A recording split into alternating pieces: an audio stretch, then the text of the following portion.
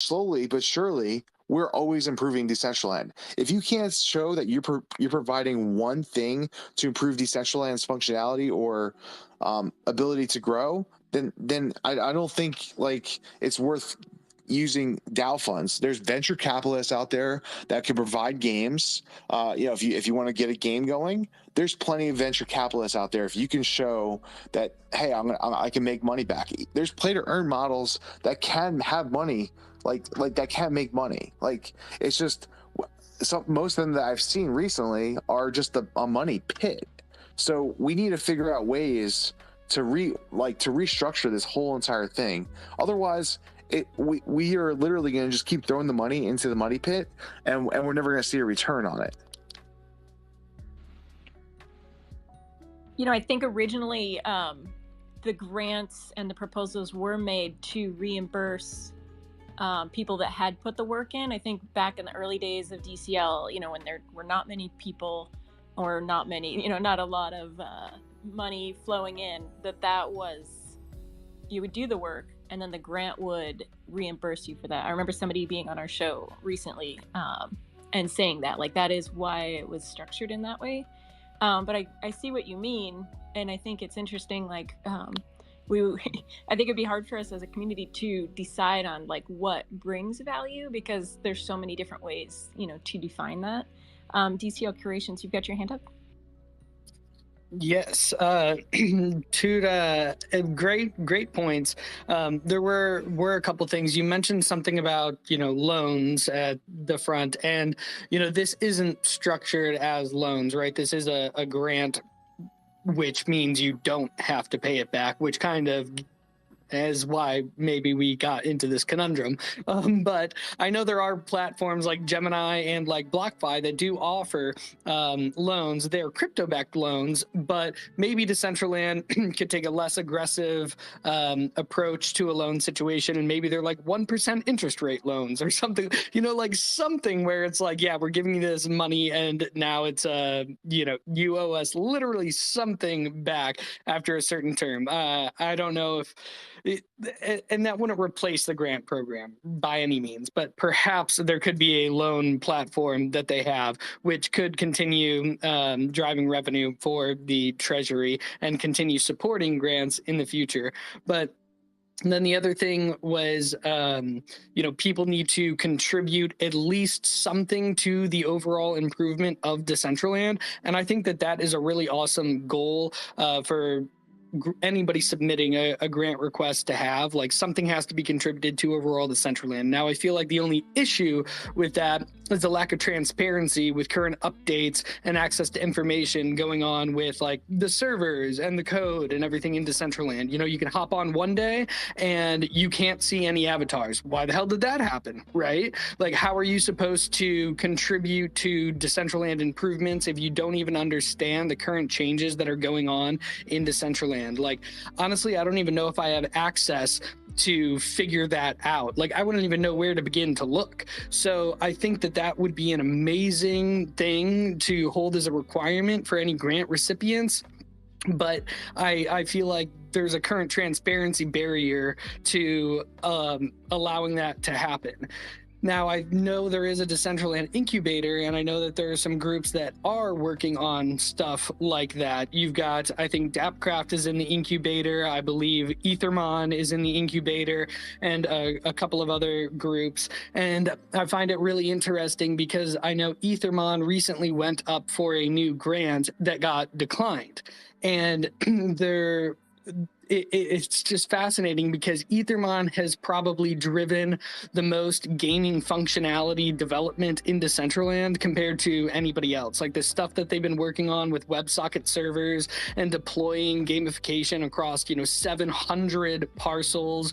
They've been working on Decentraland-wide improvements that can then be leveraged by other individuals. But I realize, their kind of downfall is that they hadn't been promoting as much. They hadn't been necessarily advertising or being involved in the community as much. But I do think it's interesting because I really see them as one of the groups that has been developing new functionality that can be then leveraged by others. But I understand that they also had a previous grant and were going for another grant, and that's another contentious point, I suppose. Like, if you've already gotten a grant, shouldn't you be able to now deliver on it? But Sinful, I saw your hand up. Yes, I was gonna bring up the previous grant on like pretty much kind of like point like what had been developed with that previous grant, because if I'm not mistaken, it was like proposed earlier 2021, I would say. I need to look back at it. And like pretty much like you kind of mentioned, there isn't much on the marketing side of things when it comes to Ethermon, as well as could you do you know anything about an exploit that may had happened with the Ethermon token, or like something around Ethermon? I think I heard something around about that, but an exploit, but I'm not too sure on. Never really dug. So I don't know about an exploit. I do know that they shifted tokenomics about last year. So Ethermon's been around, as a background, Ethermon's been around since, I believe, 2017. I believe they actually preceded CryptoKitties or Punks, one of the two. I don't know. I'll have to look at the timeline. But there was a team that was developing it. It was strictly 2D on websites. During the bear market, that team kind of abandoned it. And two of the top players, which are Eric and I forget the other name right now, but they basically bought Ethermon and they completely started from scratch, kind of revamping everything. So they still have the website with the 2D battles, but then what they did is they brought it into Decentraland as well. And there used to be an EMONT token, EMONT, and that was a legacy token. And so in the past year or so, they have done a conversion, which did take a very long time, from EMONT to EMON, which is the current token. But as far as an exploit, I'm not sure. There was something I wanted to speak to also, if it doesn't have to do with Ethermon, but I wanted to talk about what Canessa's point was. I know she's mentioned, how do we find real value? Like, what is value to Decentraland? Because I agree. There's no way, how can I say this project is more valuable than another?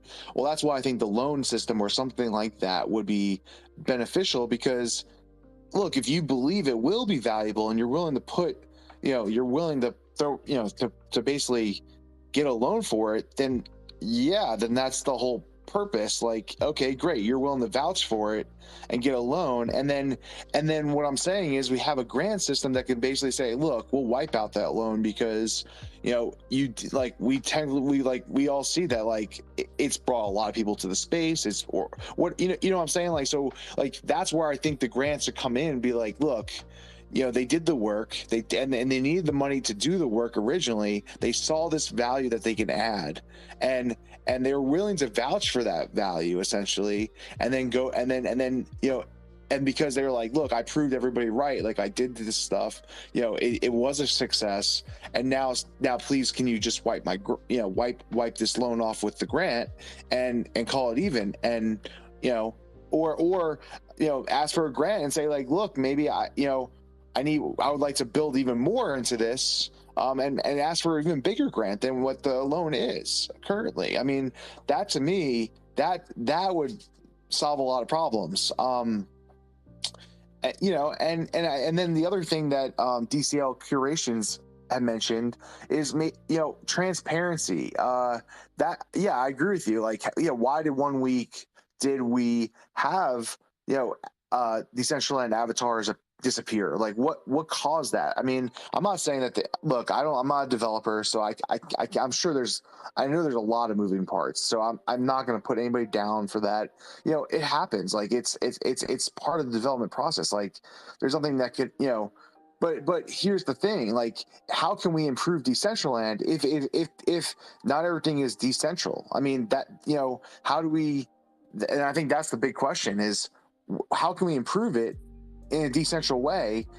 Or I mean, obviously, like, you don't want too many cooks in the kitchen, like everybody working on different things that can, obviously that can cause issues. But at least tell us, hey, like, give suggestions, like, hey, we want to allocate, I'm just making it up, 30,000 to development of this part of Decentraland, and say, like, well, and then you work with the Decentraland Foundation or something that basically, make sure that it's not going to hurt one of the other moving parts. I mean, that's also important, but I think every project needs to have, there has to be some kind of allocation towards, building Decentraland as a whole. So anyways, I'm just stop right there. You brought up really good points, and my mind was like initially going to just like the student loan model. I mean, yeah, that's kind of broke anyway, but if you're applying for student loans, you can either apply for a grant that you don't have to pay back, or loans that then you do pay back, and you get to choose your own obligation of what you're going to pay back in the future. I would wonder how Decentraland would like navigate that if people start defaulting on their loans that they're supposed to pay back.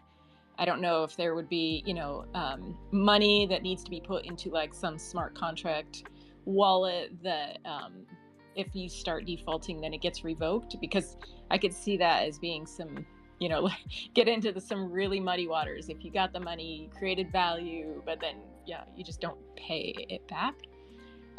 Aaron, good morning. You've got your hand up. Welcome. Thank you so much. Just to add on to DCL Creations and Tudem's point, I do agree. It would be really nice to have more data on the ends of different things, so we can kind of, people like me and other people that pitch grants can kind of utilize the data to help, either pitch things that are more relevant to proof of concepts to actual results. One thing that we do have, though, is if you go to governance.decentraland.org/transparency, you can see how basically it's a breakdown of how the Decentraland DAO gets its funds and how the revenue comes in. Just in the past 30 days alone, it even breaks down that we've made over $570,086 in the last 30 days. 54,468 of it were from wearable submissions. And then it breaks it down even to the estate DCL marketplace, OpenSea marketplace fees, and everything. And really, I think what you're pitching, which is I totally agree with, is maybe people should utilize on how they think they can increase those revenues in their Decentraland proposal. So it's more like let's face it, like you said, an actual business, right? So that way we can continue this game forever, ongoing. Because one thing that you said earlier, you used the word money pit, and I 100% agree. If everyone just pitches things just for fun, and it's cool, we're all having a good time, right? It's a lot of fun, don't get me wrong, but then we want this to go on forever. And the reality is, to do that, we have to kind of focus on trying to perceive value, as the words that you said, and continue to hone in on the things that make the most. Like I said, the wearable submissions, I did the calculations, that's 74% of the income. And in my opinion, I think people like Sinful and Kines, they have their events at, he does his podcast, his streams, she does the DCL baby dolls. To me, that increases value in wearable submissions, because they have the events like the prom. I'm myself am buying a wearable tuxedo. I'm spending money on, I've spent over, I'm not even talking about how many wearables I've bought. I'm talking about just in wearable submissions alone, I've spent over $10,000. And to me, it benefited because it helped me with my collection, the Waifumon collection. People they love the fairy that I did, which was, I hate, this is kind of cringe to say, but at the time I spent about $4,000 to get that approved, that fairy, because at that time, mana, long story short, Zuckerberg, increased value mana, etc. But to me, it paid off, because a lot of people like to buy Waifumon and collect them because they wanted to earn the blue fairy. And I think really that's the future of Decentraland, is continuing to prove concepts of two things. One, wearable submission fees to everyone else that's outside of the Decentraland community, and of course the people that are, by having these events. Even like I'm just looking at the top couple rows here, like Rustan too has some amazing events too as well. But also I think we should expand on that. And one thing I was kind of pitching in my current Decentraland proposal is that we create a bulk discount of people that have these 10,000 NFT unique collections, where if it's like instead of charging them $150 per NFT, we charge them, $100 per NFT, $20 per NFT. I mean, even if you charge them $1 per NFT for approval, that's $10,000 to back to the DAO. That's $150,000. That's $1 million to back to the DAO, which will continue other projects. So I just wanted to say that I appreciate you guys or what you've been saying, and I totally agree within it. And then in terms just I don't want to talk too much. So just in terms on the loans, I think it's a great idea. A great solution that you can utilize is an escrow system, kind of like what Kenneth was saying, where we basically just, it gets funded into a portion, and then after everything's complete and if everything's good, then it gets released. And I 100% agree that's a good solution. Just, a data point that you guys might have overlooked or we can kind of work on to fix is that, unfortunately, that only allows people that actually have money to approve for grants, because they can afford to fund the things before they get the money back. I know $10,000 grants or $60,000 grants to some people on some parts of the world, that's not much money. But if I'm somebody that lives in a world where I make $30 a month, and I want to hire a big team to do something really cool for Decentraland, I would unfortunately not really be able to apply because I wouldn't be able to upfront those costs. So if we can figure that part out too, I think if we can figure some type of situation where that works, then we don't discriminate against anyone geolocation based. Because some people that are born in different countries make more money than others, and they have more of those assets. I think if we fix that, then it's over. We're done. You're 100% right. It'll fix the system. So any ideas on that too, I'm all for it as well, man. So I just wanted to say I appreciate what you guys have been saying.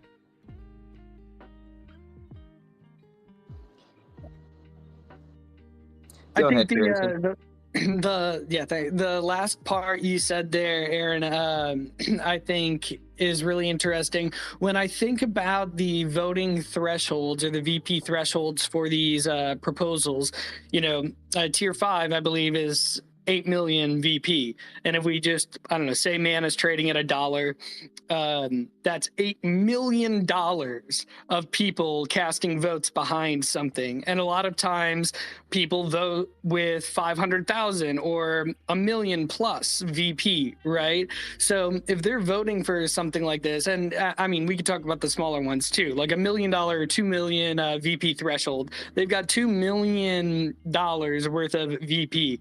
Why not just take $30,000 of your 2 million VP and do a small equity purchase and fund that yourself? If you're a voter that truly believes in this business or in this opportunity that is being proposed, instead of just using VP, I think it would be really cool to have a second portion of the DAO kind of open to angel investment. And so people that want to develop out their business, but aren't necessarily developing things that will contribute directly to the betterment of Decentraland as a whole, can go the angel investment route, and they can sell off equity of their company to get it sponsored. And then people who are developing things that will have direct improvements and benefits for all of Decentraland are more likely to go the grant route. So I think, having kind of those two options would be awesome, because we know there are people in this space with millions and millions and millions of dollars in VP and land, which means like they're not paying their their everyday things with mana. So we know they have millions and millions and millions and millions of dollars more somewhere else that they could invest in ideas that they truly believe in. Yeah, so no, I absolutely agree with you. And the only thing I really wanted to just mention, I don't think there's unless we have some kind of smart contract for these loans, there's no really, I'm not familiar with a good way to basically ensure that they're not going to just be taken and moved away. I mean, obviously there are bad actors, or or projects do fail with these loans. Like it's like normal loans, but I think we have to be a little bit more critical about who we give these loans to and who we're giving the money to. Is their credibility worth it? Because that's the other thing that I think a lot of people are mislooking is, okay, yeah, their idea could be great. It could be absolutely phenomenal. I can promise you the world if I wanted to. But the thing is, if we're not looking at what their credibility is besides, oh, I'm a friend of theirs, then we have another issue, because have they ever dealt with money before? Have they managed projects before? Have they, I mean, this is like Shark Tank here. Like, I mean, and I think also everybody should be, just, if you ask for grant money or a loan, you better be prepared for complete public scrutiny. And I'm talking about, I mean, even trash talking. I'm not saying, I mean, in a respectful way. I'm not saying we need to be disrespectful to one another, because I don't agree with that. But I believe your concepts should be completely ripped apart. That's my personal opinion. I was hoping people would rip mine apart. I mean, I really was. Like, I purposely did that so people would rip mine apart, and then I was going to turn around and say, why haven't you done that for anybody else's? But yet no one did, because I think they were too afraid to. But we need to start getting that focus and start ripping people's grant proposals apart. Like, that's the point of this. Because the thing is, if we're just gonna make it really easy for everybody, then shoot, I'm just gonna. That's why I just asked for $60,000, and I said I'm not promising anything, because I wanted to see if it would actually work. I mean, what's stopping anybody else? If I'm friends with everybody, like, I can just get, or I can take a loan out from my personal company that I run right now. Put $100,000 into Mana, and then have VP points to pass my own grant. Is that okay too? I mean, that's what I'm trying to say. Like, what are we doing here? Like there needs to be way more scrutiny. You're back rubbing and, oh, I've seen you in DCL before. Oh yeah, you're such a great part of the community. Well, that doesn't mean crap until you show what value you're providing with your concept, and what and you're willing to go through the full criticism of everybody, not just that. And that's why I wanted. And I was hoping, and I kind of hope you guys go back to my proposal and criticize me. I'm asking. I was literally putting my name on the line to be criticized, because those same questions that you're criticize me for is the same questions I want you asking for everybody else. And that's why I did that proposal. If you want a little scrutiny on your proposal, I didn't type it out because I didn't think it was necessary, but I don't think you asked for enough Lambos. Yeah, I heard that before. Welcome, Elicio. I see that you have come up to speak. Would you like to contribute to the conversation? Yes, thank you for having me. Just on the last point that was being made, was there's also a lot of legal ramifications that you have to consider. With transparency, if somebody says they're going to do something and then they get funding for it and then it falls through, then there's potential legal liability that goes along with that. And then also the whole organization of Decentraland could be looked at. And if you ever wanted to have a reason for the SEC to get into Decentraland and kind of shut things down, that would be something to consider. Anyway, I just wanted to bring that up. Thanks a lot. Wow, Yeah, that's an amazing point. Yeah, thank you.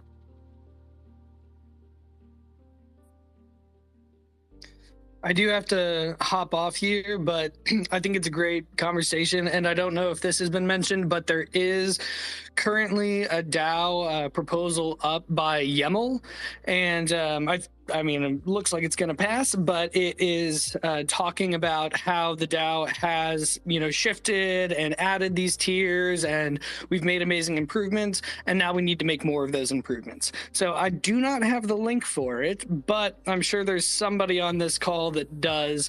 So yeah, would recommend everybody not only going to check that out, but as Tuda mentioned, leave your comments, right? What do you want to see changed?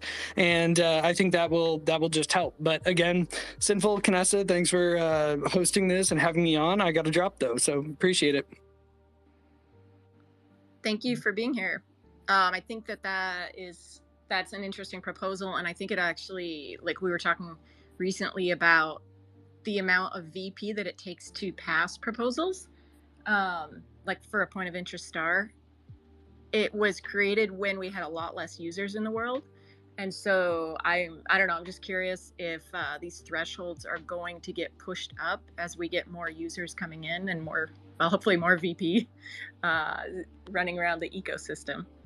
But yeah, that's an interesting proposal. Definitely should check that one out. The email put up.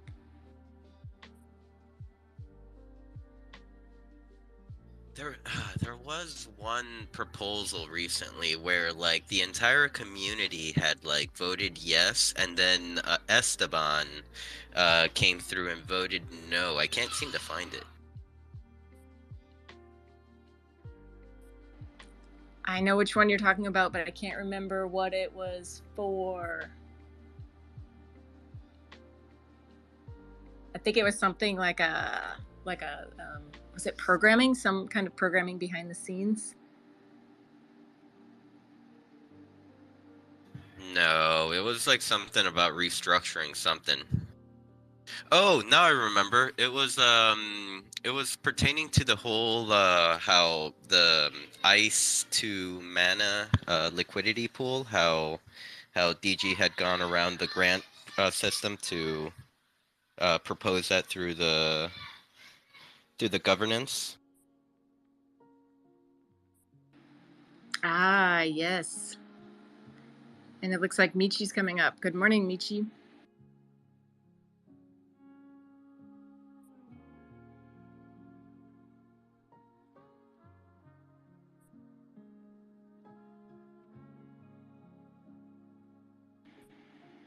It's taking a long time for him to connect. It must be the Singapore connection, or at least it is on my end. I don't know. Maybe you're talking and I'm rugging you.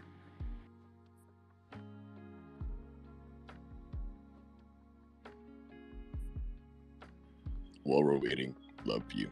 You're doing great. Hope your morning's amazing.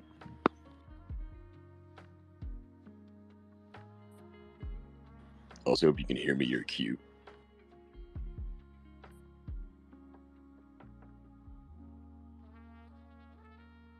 Why, thank you.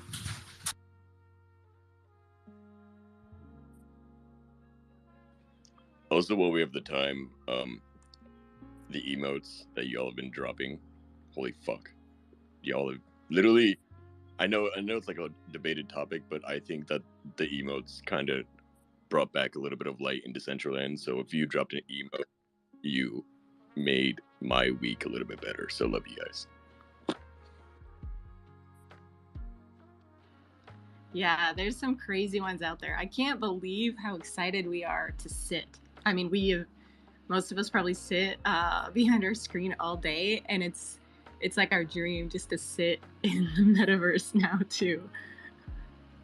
Doki is killing it with those sits. Yeah, if you do have emotes, I would suggest looking back and seeing if you can update them to be looped, because they added looping emotes. So if you want to have one of the best emotes out there, I would suggest looping, because that shit is dope. I'm gonna loop all of my beer emotes so that you just never have to stop drinking and smoking. So, yep, I should do that right now. My dream.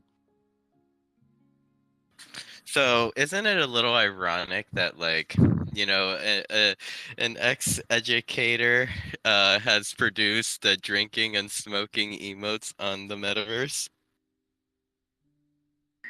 Oh my gosh, when you say it like that.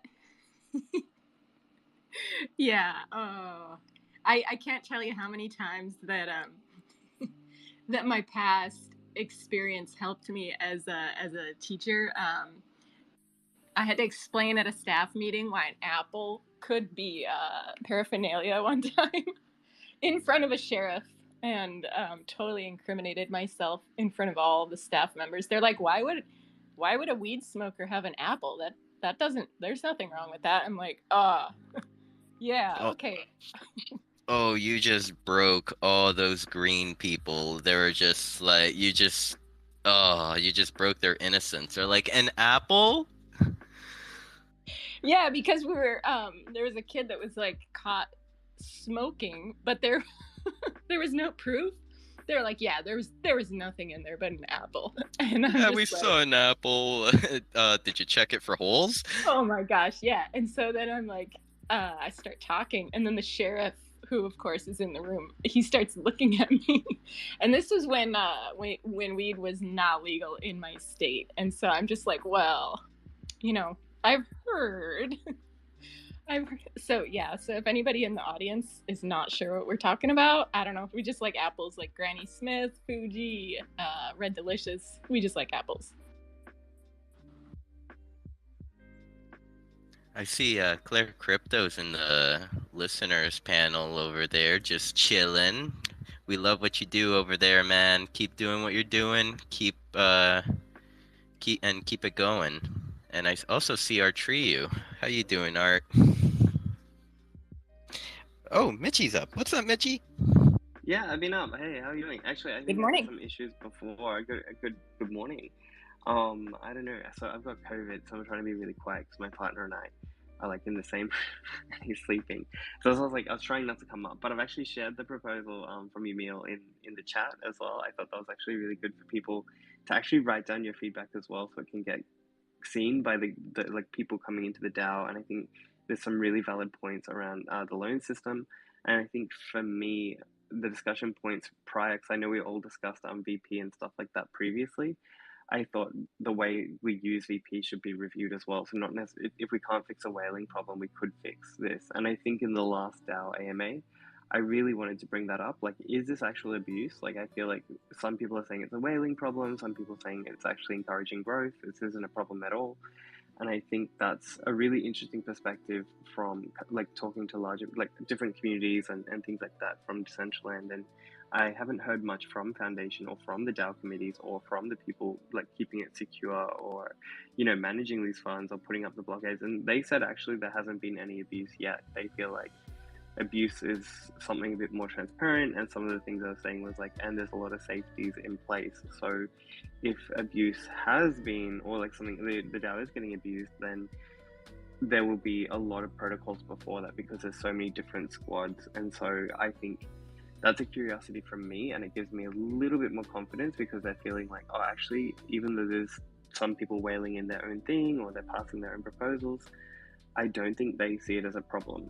And I don't think that's a massive issue in the scale or scheme of things. So I'm not sure. I'm not speaking on behalf of Decentraland, but it's more like what that kind of feedback that we got from the previous one. Because for me, I was like, we're talking about abuse and we're talking about this. We're all really passionate and rallying together.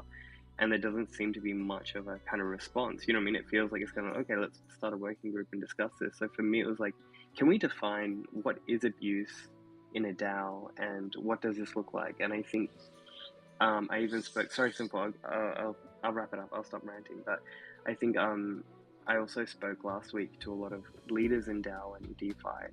And so actually a lot of the DAO models don't work in general. So that they also didn't think it was such a big issue because they said like most DAO models are flawed and they don't last as long as you think, but they're good learning steps for when bigger DAOs happen or when it does get more commercialized or more onboarded. So and yeah, there was a couple of other kind of things that they critiqued about the Decentraland DAO from a metaverse perspective, but it wasn't around whaling, and it was just a curiosity. And there's usually bigger things at play besides voting a VP and whaling. So I thought that was just a really curious thing. And I think with the recent proposals, recent grants, and the recent discussions from all the squads and facilitators, I think they are trying to develop these structures. I'm not saying, as I said, I don't know, but I think it's just that's the kind of vibe I'm getting, and that's why I'm a bit more confident now in the foundation, because I think they're going to protect it. They're not going to just let it sit because they're getting paid by this as well. Like if they just let it go to shit,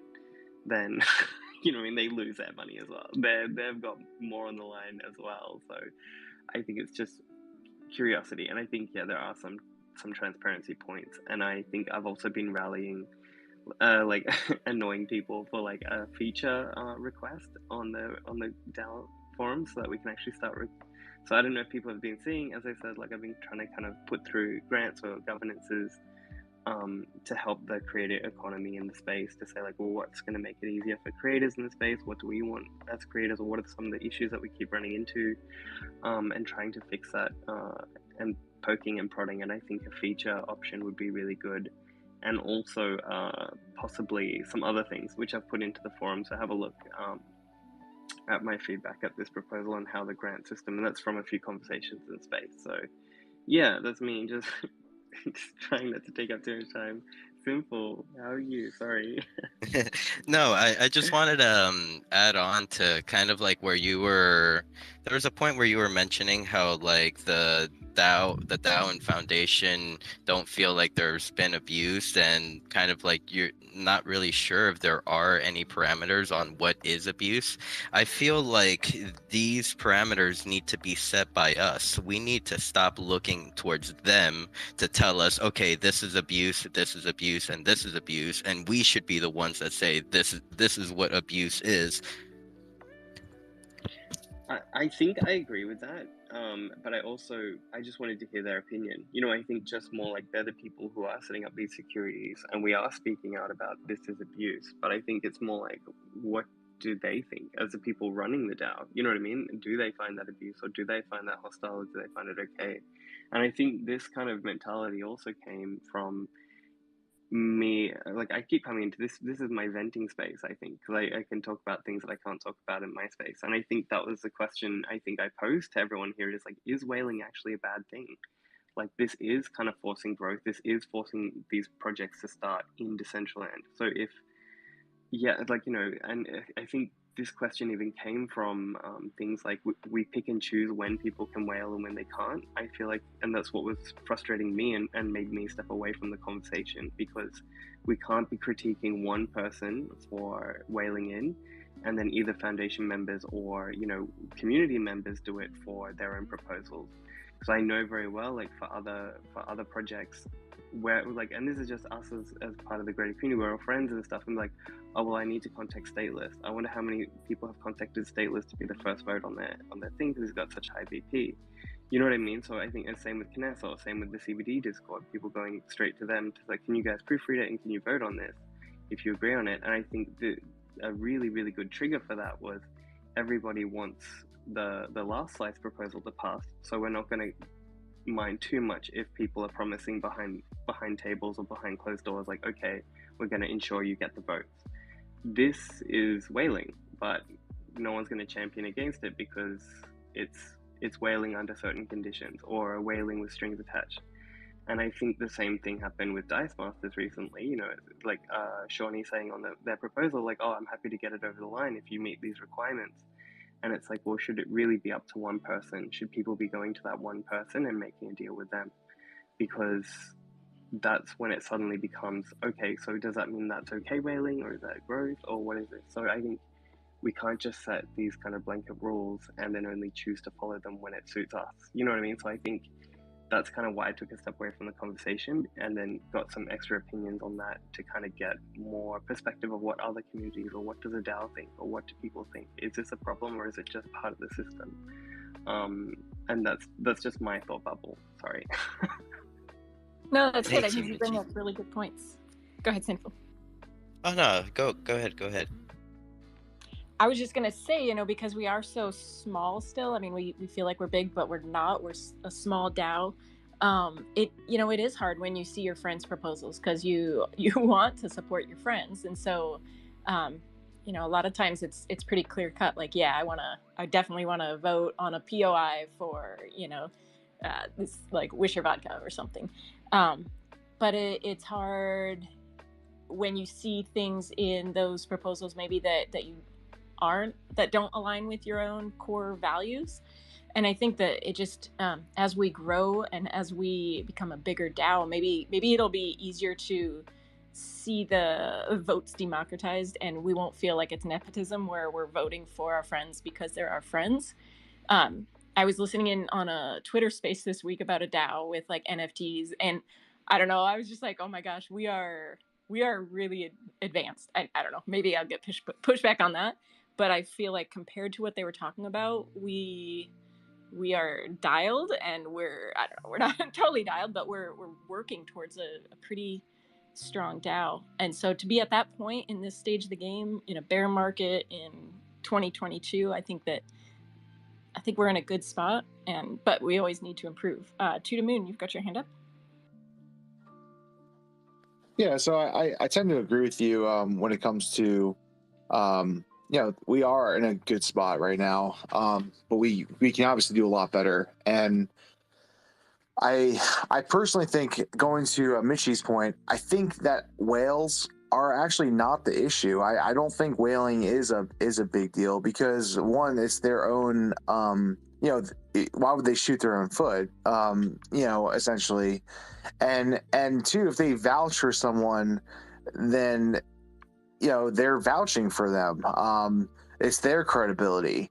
But I think we need to start focusing on credibility as well. Like, what did you vote on? Or what did you vote on this? Did you vote on that? And we need to maybe start, something where, okay, there's another credibility type of thing where, oh, well, this well, it's kind of like, it's kind of like your track record, essentially. Like, what are you voting on? Like, are you passing things that are reckless? And if that's the case, then do we say, like, oh, well, this guy's completely reckless, let's like anything that he votes for, like, I'm gonna pay extra attention to. The other thing is, like, I've heard, and I've never witnessed this, like, myself, but I've heard people paying for votes, and I do have a problem with that, because, but I think, because obviously, like, if I pay, let's say I paid a whale, I'm just hypothetically speaking, if I paid a whale to just pass my proposal that was bogus, then there's obviously an issue there, because I just made $60,000 and I made it through him 10,000, and that's just a waste of funds. But I'm just throwing that out there. But what it comes down to is a credibility system would take care of this, like showing people, like, track records of everybody's previous previous votes and what they voted for, and then also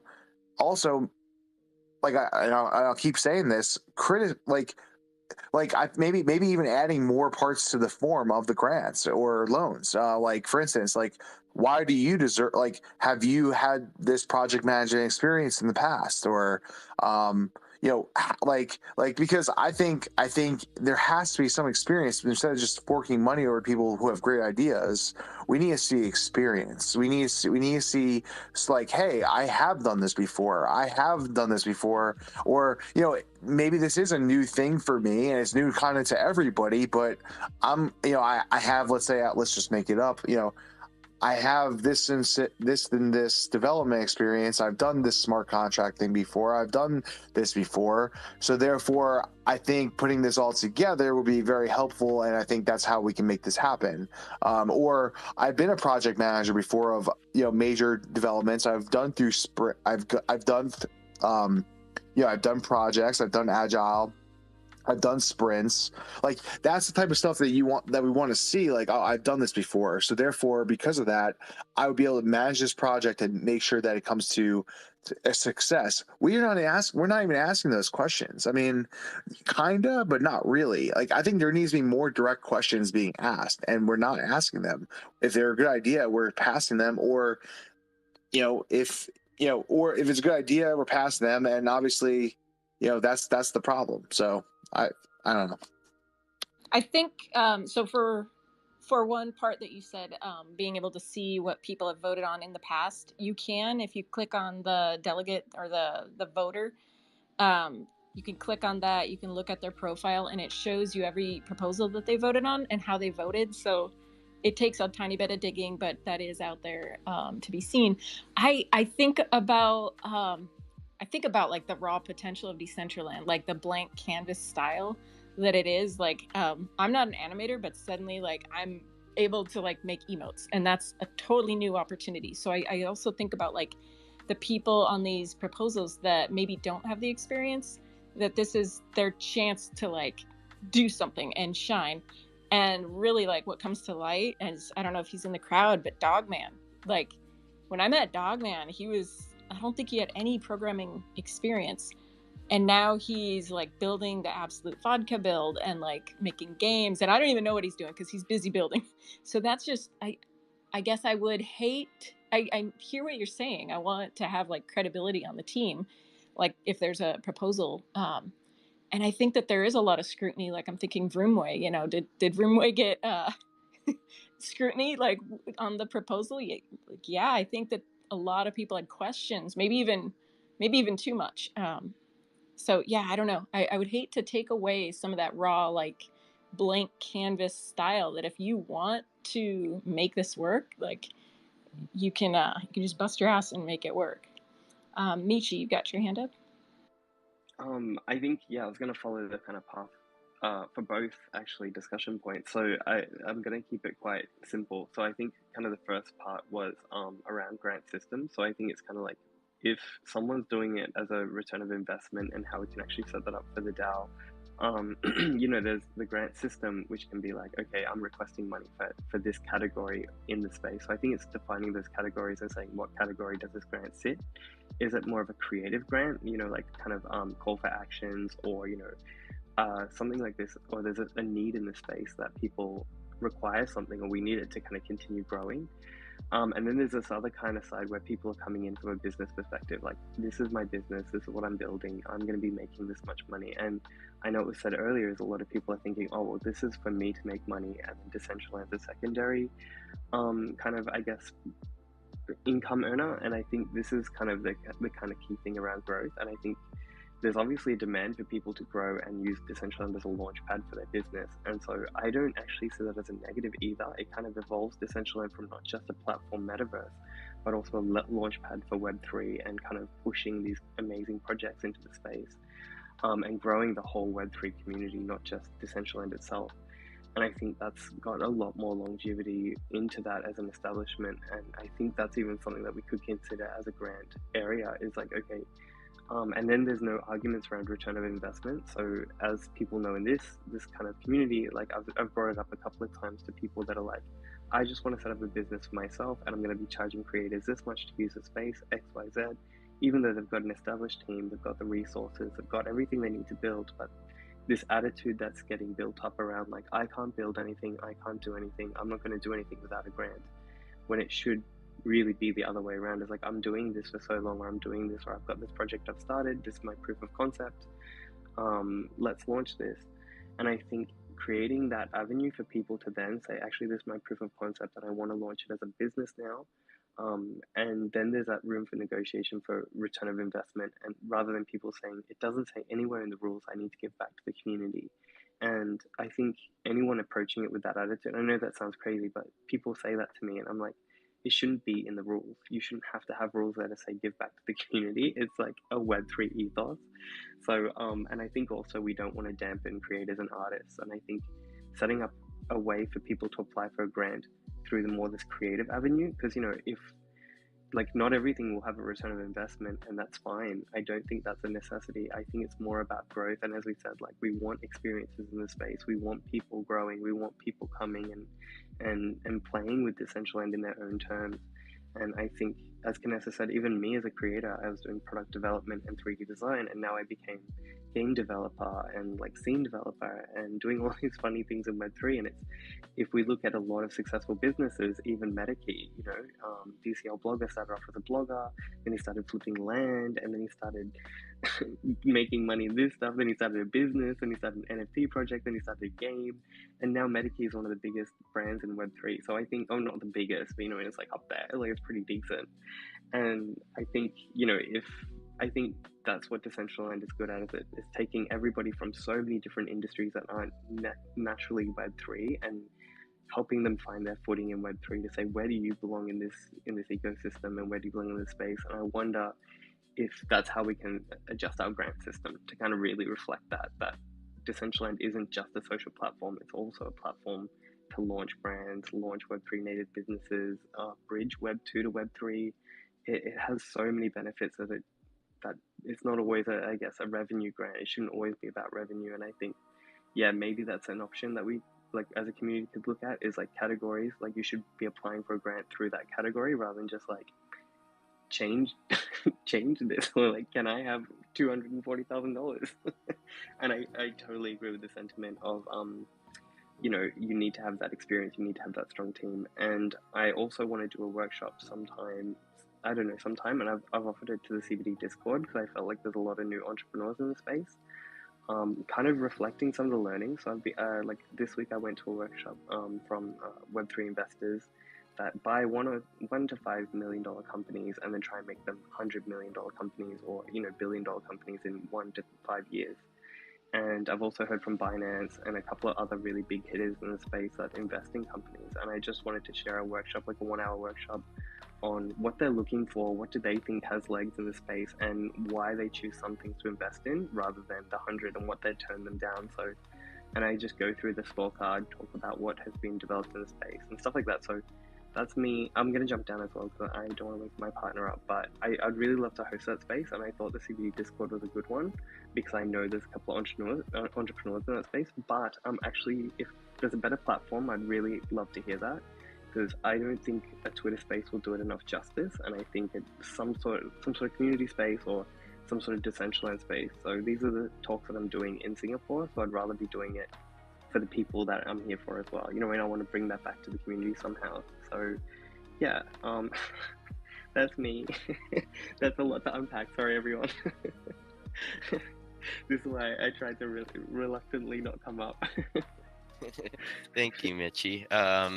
So before you jump down, was it you that kind of like pitched an idea, or like kind of just briefly mentioned an idea like a few weeks ago about like having funds set aside, like probably allocating certain funds monthly for grants pertaining to different categories such as content creating and building and coding and all that? I've been part of a couple of discussions, and one of them was with Bay as well. Like, I wonder if we could change the system, not change it, but shift it a little bit to be closer to more traditional grant systems, where rather than people just, hey, can I have X, Y, Z, can it be more like the community voting towards what the community needs most? And so we'd be like, we need a play to earn in this space, we need more of this. And then an open call would go out, and then people can then do this. But I was also part of a couple of other discussions, so that got a bit of pushback. And I was also talking about putting funds aside in cooling periods for wearable creators. I've done a lot, so it's a bit of a blur, simple. But I wouldn't be surprised if that was me as well. But I think that's a good idea as well. Thank you, Mitchie. Aaron, your hand is up. Did you want to ask Mitchie something before he got off?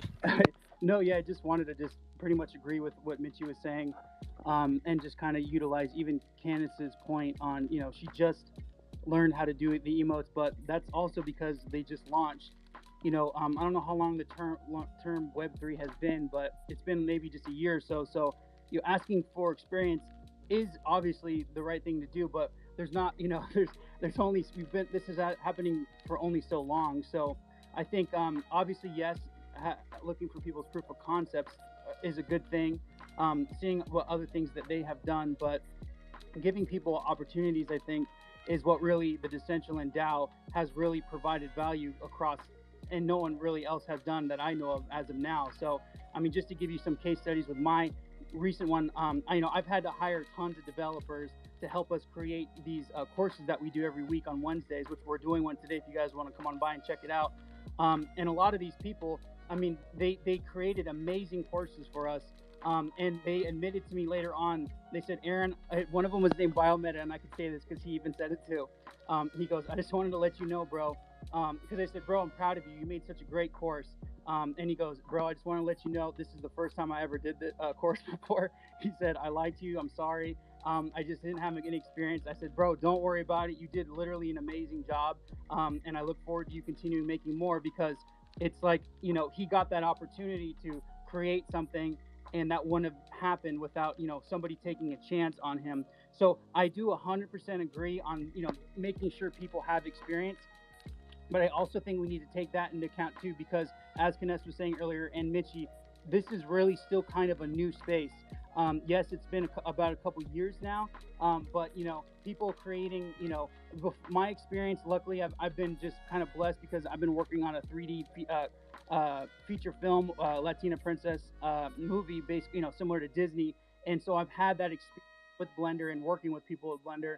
But if I didn't and I jumped into this space, I can guarantee you I would not know how to do any of this stuff, let alone, create, a different world or a different course in Decentraland. So without using that, so I do think that we should always keep in mind that while we're looking at people's experience. And just to do just another plug, I have a proposal right now that I have set. If you guys want to check out, we're pitching to create all the 3D molds for all the top collections in the metaverse so they could be linked into Decentraland. We think that it'll be a huge deliverance of new members to the community of Decentraland. And I think it'll be the future of NFTs. But the reason why I'm bringing this up, other than to plug it, and hopefully you guys can check it out and vote or give me criticism, as Toodman says. But the reason why I'm bringing it up is because it's 80,000 plus molds. That's not really been done before. Nobody on the planet Earth has that experience because nobody has ever created that. So that's why I think it's like I would even like to partner up with somebody that has it, so then it would help get it passed. But the reality is, I look around and I know that it's not been done. So I think we just got to give people, look at their experience. Yes, 100% agree, and see what other things they have done, but also keep an open mind, so that way we can invest in innovation, things that haven't been done before. So that I was just kind of just wanted to agree with them on that. Just gonna jump in and say that proposal sounded a lot better, or a lot clearer, when you explained it than when I read it. Because like to tell you, I like skimmed through it briefly at first and then like ADD'd the fuck out.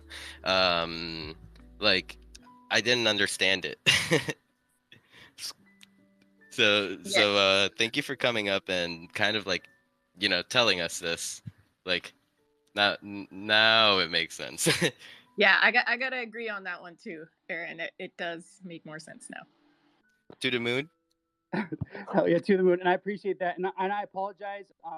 I almost didn't graduate high school because unfortunately I have major dyslexia, and I just find the irony that like I'm here like writing what I feel like constitutional forefather essays, and I'm like, dude, this is not what I'm supposed to be doing. No one can understand things when I write it, and like the amount of DMs that I've gotten back, bro. Everyone's like, dude, well, can you just call me right now and explain this to me, because I don't know what the hell you're talking about. So I appreciate you saying that, because yeah, if anybody's confused, feel free to reach out. I understand that I'm kind of slow and I'm not the best with text. And yeah, so there we go. There's another point too. Let's also not fully judge people on their grammar and the way they're explaining through text as well. Aaron, can we just appreciate this moment that what you were saying, that you have dyslexia and you're writing grants. I was a high school teacher and I'm making bong hits. So let's just celebrate this irony here for a second. And let's see, Young Fafo, you had your hand up? Yeah, first off, thanks for having me on the space, guys. Just want to say that when I get into Decentraland, I find it very different from all the other metaverse experiences that are out there, and a big reason is because of you guys and how you guys talk about the community and wanting to grow this thing together. To the Moon like brought up a really good point and like started this really great discussion, and experience is really important. But I really appreciated what Mitchie Todd and Aaron was saying about, a lot of this is new.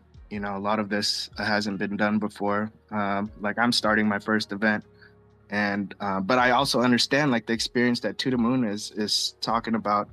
I'm not jumping into building proposals. There's so many different ideas. I've shared some ideas with To the Moon as well, but I also feel like I'm not yet ready to be there and get those big ideas out there. So I'm, starting with my first event.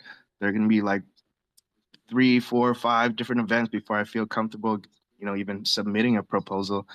So I do understand like the experience aspect there, but I feel like, I have all you guys here around me. I have all the support around, like even asking for advice. I can ask any of you guys for advice.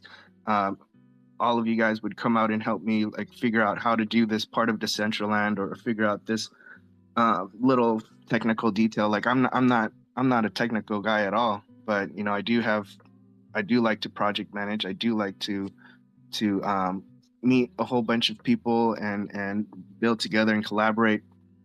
And that's what I've learned about Decentraland during this whole pandemic. I really appreciate that this community is very different from what from what all the other metaverse experiences bring. And when you guys talk about this experience, I hear the passion from all you guys. I hear you guys wanting to grow in like different ways, but it's great that we're able to have these healthy discussions of having different opinions on this. And the fact that, like, you know, there's a community build, you guys have all this is like organic as hell. I don't see that on Sandbox. I don't see that on other sides. I don't see that in Imverse. I don't see all these in these cash grab metaverses that all these brands are trying to do. And what I really think is really cool is that when brands enter Decentraland, they fail. And the reason is because of they haven't really ingrained themselves in the community. And when they do, those projects I see succeed. And yeah, I'm just adding my 2 cents. I think it's really cool that we're having this discussion and I'm learning more from you guys. And yeah, that's it from me. Thank you, my brother. It's always nice to hear from you. To the moon, the floor is yours. And actually, before we go to the moon, Aaron, could you pin a tweet at the top and also in the little comment bubble for like your event that you're hosting later today, your educational event. And also would like to welcome Tank Poco, Polterdamus, Kronos, Mr. W. Thank you for being here, guys. Much love. And remember to like and retweet the room. To the moon, floor is yours. Thanks again. And, you know, I just want to mention, because, like, so personally, I know spelling does actually matter to me. You know, we have spell check on Microsoft. We have, there's, you know, I'm even willing, like, if someone would have just like come to me like, hey, could you just like look at this for me?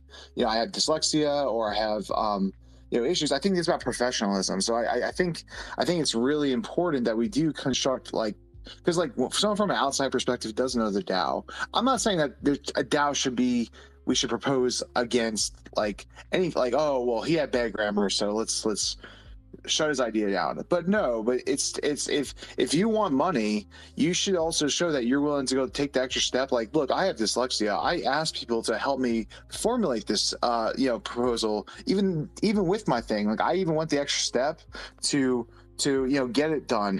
So I don't want to hear excuses for, you know, Microsoft, many, Google, all these keyboards have these like awesome ways that, you know, that's not necessary. I'm not going to say I haven't made grammar mistakes before, and I'm not going to say that it's going to be perfect. And I'm not saying we should, you know, put a proposal down, but it should look professional. And especially, and then when someone asks, how do you get the experience if you don't have it, it's called doing the experience. And I say this because money is look, I've had my own business before. I've made a ton of mistakes. I've lost my own money making those mistakes. I mean, I don't think a lot. I mean, I'm not even trying to brag. I've lost $500,000 in a day. I did that, and it still haunts me to this day. But you know what? I learned, and it's just something that it's super important and super critical, because when you're handling community money, it matters. And I'm not trying to limit people who don't have the experience. I think I want actually to embrace people, you know, give them the opportunity that they didn't have prior to this. However, I want you to show me that you know what, I don't even admit, saying like, look, I'd never had this experience before. However, this is why I can do it. Or, man, it never have I ever seen 8,000 models done, you know, like this before. However, I am a modeler, or however, you know, here's a couple of my examples that I modeled. Like, here's some proof I can show you. Or I'd never project managed before, or I have, and I've, you know, there were some things I learned from it, but like, there has to be some way to show some kind of experience. And you might not be a project manager, but you can show the experience elsewhere. Like, look, I've worked on teams before. I mean, I can even say this, like, I was a football player, like, you know, I was a defensive captain, you know, like stuff like that. Like, it doesn't have to be project management experience, but it needs to show that you've been in a leadership role before, or show that you've handled money before, or show, there's everybody has their own experiences. No one's going to be cookie cutter perfect, and that's not what I'm asking. What I'm trying to say is you need to prove yourself, and I think that grammar issues is not I don't think that's fair. Like, I'm not saying I write commas in weird places because I have a legal background and sometimes I overwrite commas and stuff like that. So I'm not saying that's even good for me. But what I'm saying is spelling should never be an issue because one, there's so many programs out there that do that. So grammar is one thing, but spelling, I don't know. Like, I don't feel like that's an excuse. Like, there's plenty of people that could proofread it for you. Like, I would do it for free. Like I said, like, there's like, you come to me and ask me to proofread it, I will do it. Like, that's no problem. Like, so I'm sure there's many others. I'm sure Canessa, I'm sure Simple. I know Gold Guy is always, me personally, like, I've talked to Gold Guy and he's, been about it. Alpha Angels. I mean, there's so many people that I've talked to that, that literally would be willing to do this. I mean, they have busy lives, but they're willing to take the time to, like, make sure that it's right. And I'm sure there's way more. And I name dropped a couple, but there are people out there that would do it. Like, so to me, that's just a lame excuse. But anyways. Yeah, Tuda, on that note, like, if people are looking for that, because that's a really good point you brought up. If people are looking for either the grammatical, kind of another pair of eyes, or looking at the proposal just for, like, the nuts and bolts, actual like strategical parts of it, on the CBD Discord there is a thread where people can put their proposal in, and it's a way to put it out there, like, informally to the community and kind of get feedback from whomever is on that thread. That people can be like, hey, I saw some spelling errors, here's a couple suggestions, or like, hey, you're asking for money but you don't have any expenditure breakdown, you've got to fine tune this. So that's a kind of a good way. I've seen a lot of people utilize that before they submit their proposal to the DAO, and I think it maybe even is like, if you're not super confident of your proposal and you just want somebody to look at it, that might be a really good tool. But yeah, also the the grammatical, I've only seen a couple that have come through, and yeah, I'm the same. I kind of like want to see it professional, but I also, the one I noticed, I think it was a language barrier, and I kind of had to just kind of look at it with a new set of eyes. Gold Guy, good morning. You're up here to speak. Hey, how's it going, everyone? Yeah, I mean, there's a few tools out there like Grammarly. I would highly recommend. There's even some AI writing tools that you can tap into that's been really helpful. But I wanted to get to the point. I believe if you have an idea, right, you just need to show proof of concept and do it on a shoestring budget first before you propose it to the DAO. I feel like start small and then all right, does this work? And whatever, don't use the DAO money to make mistakes. Use your own time and money to make those mistakes. Like, never in my life in business, when I started, I'm a serial entrepreneur. I started from nothing, right? And I keep repeating my story over and over again, but it's kind of stupid. But what I'm saying is, I literally, if I needed money, I'll go out there and sell and figure out how to make that money to then grow my idea. This is how being an entrepreneur works. I don't go out there and ask the government for money or my parents for money or anybody. I'm willing to take my own risks. So what I'm saying is, start out small, work out the bugs, and then pitch it to the community. As opposed to what people are currently doing today, just asking with no experience. We don't know these people. We don't know their backgrounds. We don't know what all the trials and tribulations they've ever been through. Like, it blows my mind on so many people asking for all this money just because they participate in this community. I believe they're just taking advantage, in my opinion. Well, and that brings up a good point, and kind of Tuda Moon made me think about it too. That's where opportunities like the Game Jam and different community contests, I know the Sandstorm one, Yeah. where participating in those, it's like one more thing on your resume just to kind of prove Okay, that you. why don't we do that? Why don't we have like monthly participations where everybody shows their project, right? It's like there was always a saying with me and all my friends, and we always tell each other, "Hey, we'll see you at the science fair." You know what that means? We're gonna show up. We're gonna spend our time and resources on our project, and I'll see you at the end of the month and see where you're at, and see where I'm at. And why not do the same thing for Decentraland, as opposed to saying, "Hey, I befriended all you guys. I supported all you guys. Hey, I need $60,000, $70,000 to go do this. Oh, you're such a good friend. Thank you for voting." Like, come on, let's just be real. Survival of the fittest here.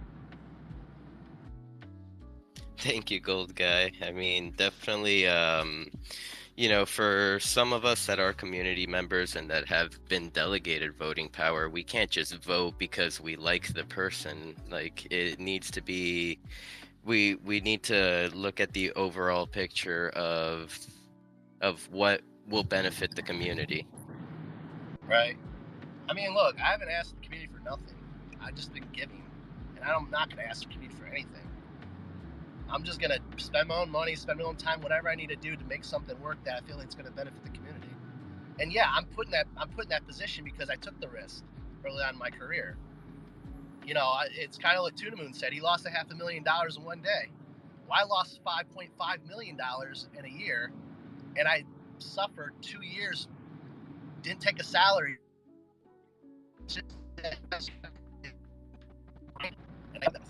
Like, that's what we do as entrepreneurs. We learn from our mistakes. We never make the same mistake twice. And look, if you guys are asking for money here, we're entrepreneurs. So act like it. Don't act like, you know, hey, I'm going to ask the grant for money and be an employee of Decentraland. If you're going to create. Well, and I always tend to like go back to like, well, why do we even have a DAO? Like, why do we have a grant process? And I think we really have to look at the roots of that when Decentraland started, there were very few people developing and there were very few people building. And this was a way that would sustain them, that would allow people to have a project that otherwise, you know, you got to quit your day job. So maybe as we continue forward, now that Decentraland has changed quite a bit, we have to revisit that.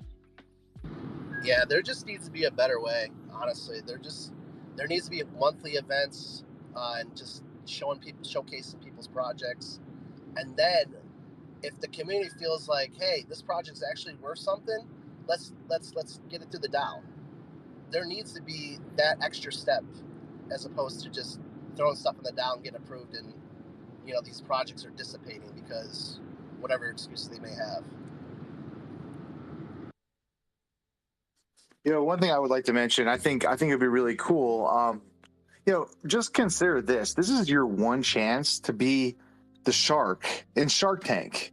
I mean, rip them apart, and then if they prove you wrong, they deserve it. Then they deserve the grant. They say, "Wow, that just blew me out of the water." They deserve it. This is your chance. This is real life Shark Tank.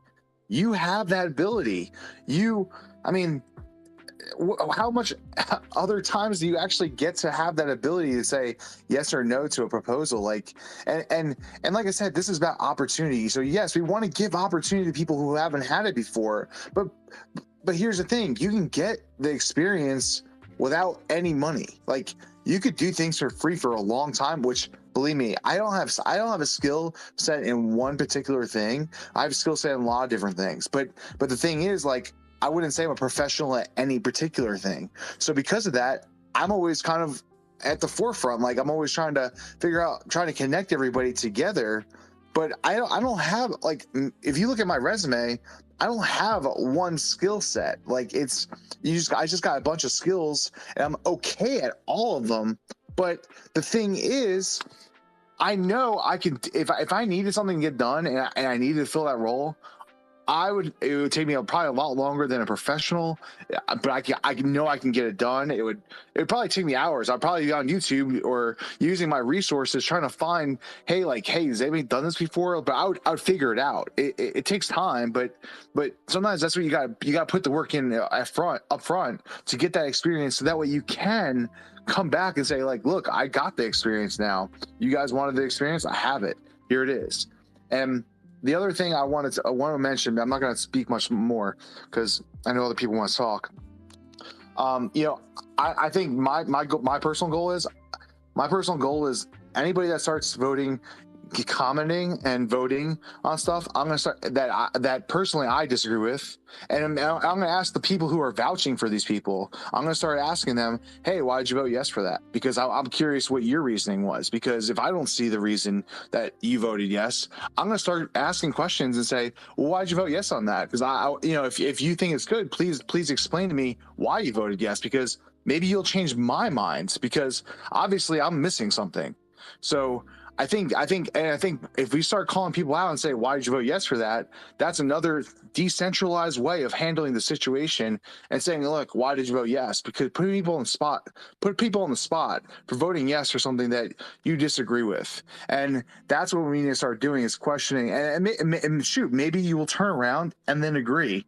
I actually, there has been instances where I've changed my mind on the. I originally said no, and I actually think it was Wisher's idea. I said no originally. I was like, no, that's stupid. But then I said, you know what? If we make this a study, I'd be okay with it.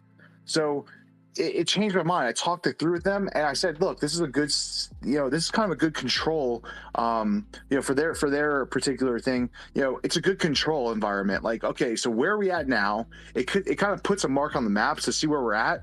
That way, in the future, when we go to use our data, we can look back and say, okay, at this point in time, when they collected this data, this is what they were at right now.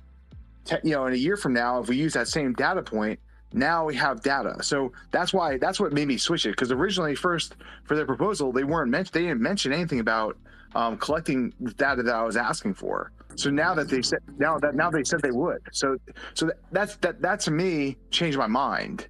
But what I'm trying to say is ask questions. So anyways, Definitely, to the moon. Like, I do agree with you. It's like your chance to be the shark on Shark Tank, and it doesn't even matter how much VP you have, because if you spit out a solid solid questions out in the forums, we see it. It's plainly displayed in the bottom. So, and you could see the way that the person that proposed it reacted to it. So to anyone listening that feels like they don't have much of a voice in the DAO, I have to say that you're truly mistaken. I think I saw that Alpha's hand has been up, and then we can go over to Gold Guy. Hey, what's up, Simple? Thank you to you and Kanessa for hosting these spaces, and I'm really enjoying this conversation right now. Shout out to the Moon and Gold Guy. You guys are really hitting a lot of points, and I wanted to really come up here because Kanessa, we were talking about it last week. Last week's spaces was pretty funny. I don't know if she updated you, Simple. But last week's spaces was pretty funny. Let's not talk about it, Kanessa. And so Kanessa was pushing me, basically saying, like, I mentioned this idea about us bringing basically like the DAO in world. Not that we haven't in ways we probably already did, but I'm saying, like, if we brought like a voting system, and I kind of like your idea, Gold Guy, with the science fair, where like just having like projects that people have been working on and they wanted to pitch it to the DAO, and they've been working on a proposal and working on the project itself, and then they show us their prototype when they go to pitch it to us before it hits the DAO fully. I was saying, like, if either, I know CBD would be down, I know Beaverse would be down, we're willing to open up our auditorium and put in like the voting code so that we can just have this area that people can come to and pitch their projects. And for communicators who are great communicators like Aaron, but maybe not the best writers, maybe they have their proposal written up and it's in draft form, but he comes in and he clearly breaks down his project, and then someone can on the back end, do a review with him. I think that would be very like helpful and bring a lot of value to our community, so that we're really like helping each other submit proposals that we know will pass, rather than us just throwing up, paper on the wall, seeing what sticks, and then kind of attacking each other and like hurting, reputation and relationships, just trying to present ideas to each other that we think could grow the community. Because at the end of the day, we all have this one intention of growing the community in different ways. We're coming from different angles, we're coming from different approaches, but if we can create a space that we are able to understand each other more clearly, I think that would bring a lot more value to this community. Thank you, Alpha. Yeah, that is very important. The flow of information. Gold Guy, floor is yours.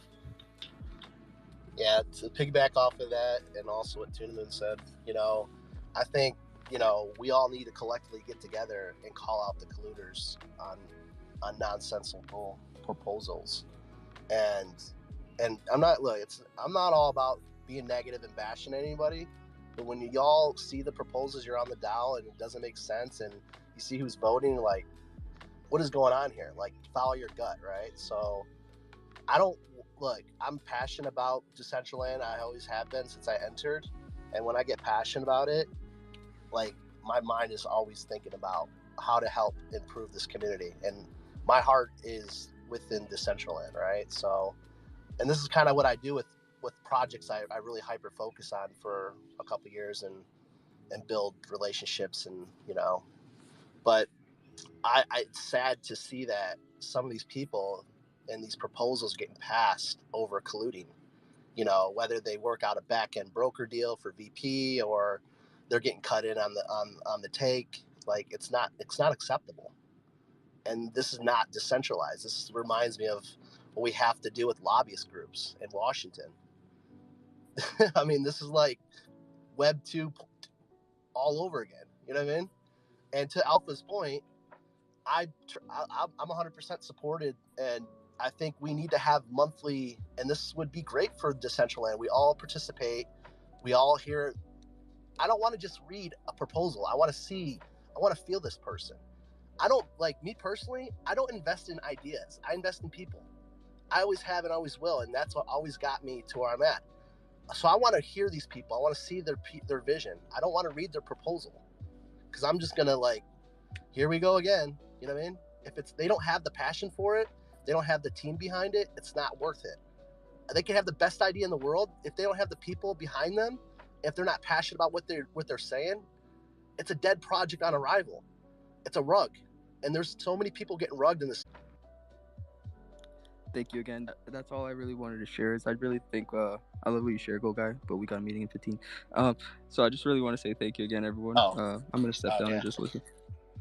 Oh, we gotta go. All right. Hey, thanks, everyone. No, thanks for being here, you guys. You don't gotta go. Nah, we got to be this out. Those are really good points. I mean, I think. No, for real though, like, if we can't, and it's hard to, like, represent NFT project in this community. Like, I don't feel comfortable representing any NFT project. I feel comfortable, like, helping people, but it's hard, man. I mean, especially if you don't, like, know the team and just the background and everything. It's really difficult. You know what I mean?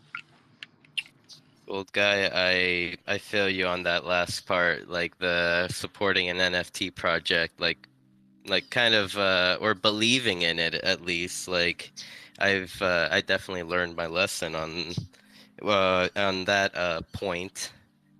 Thankfully, like, I was just doing stuff independently and just felt so passionate for the project that I just I would talk about it.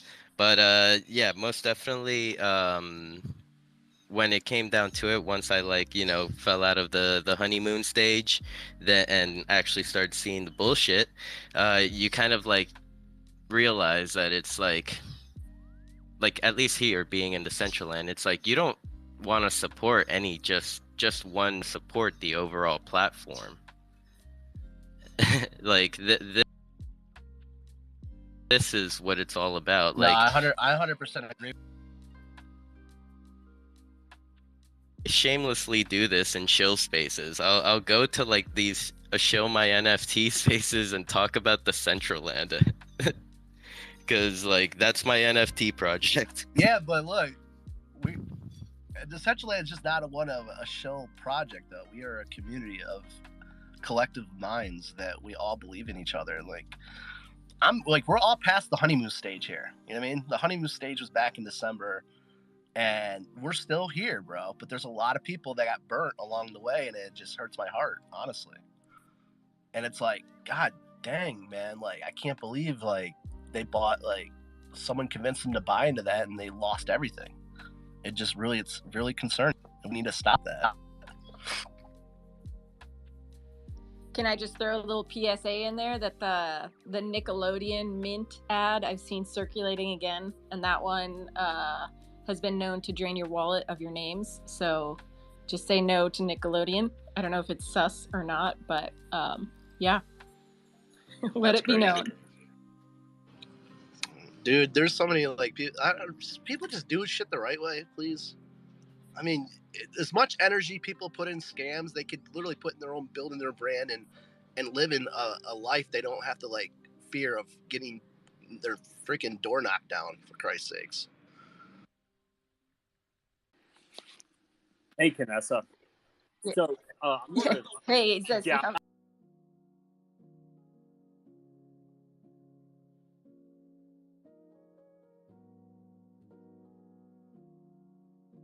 I got to jump in on the Nickelodeon thing. So, I got hit up about that yesterday,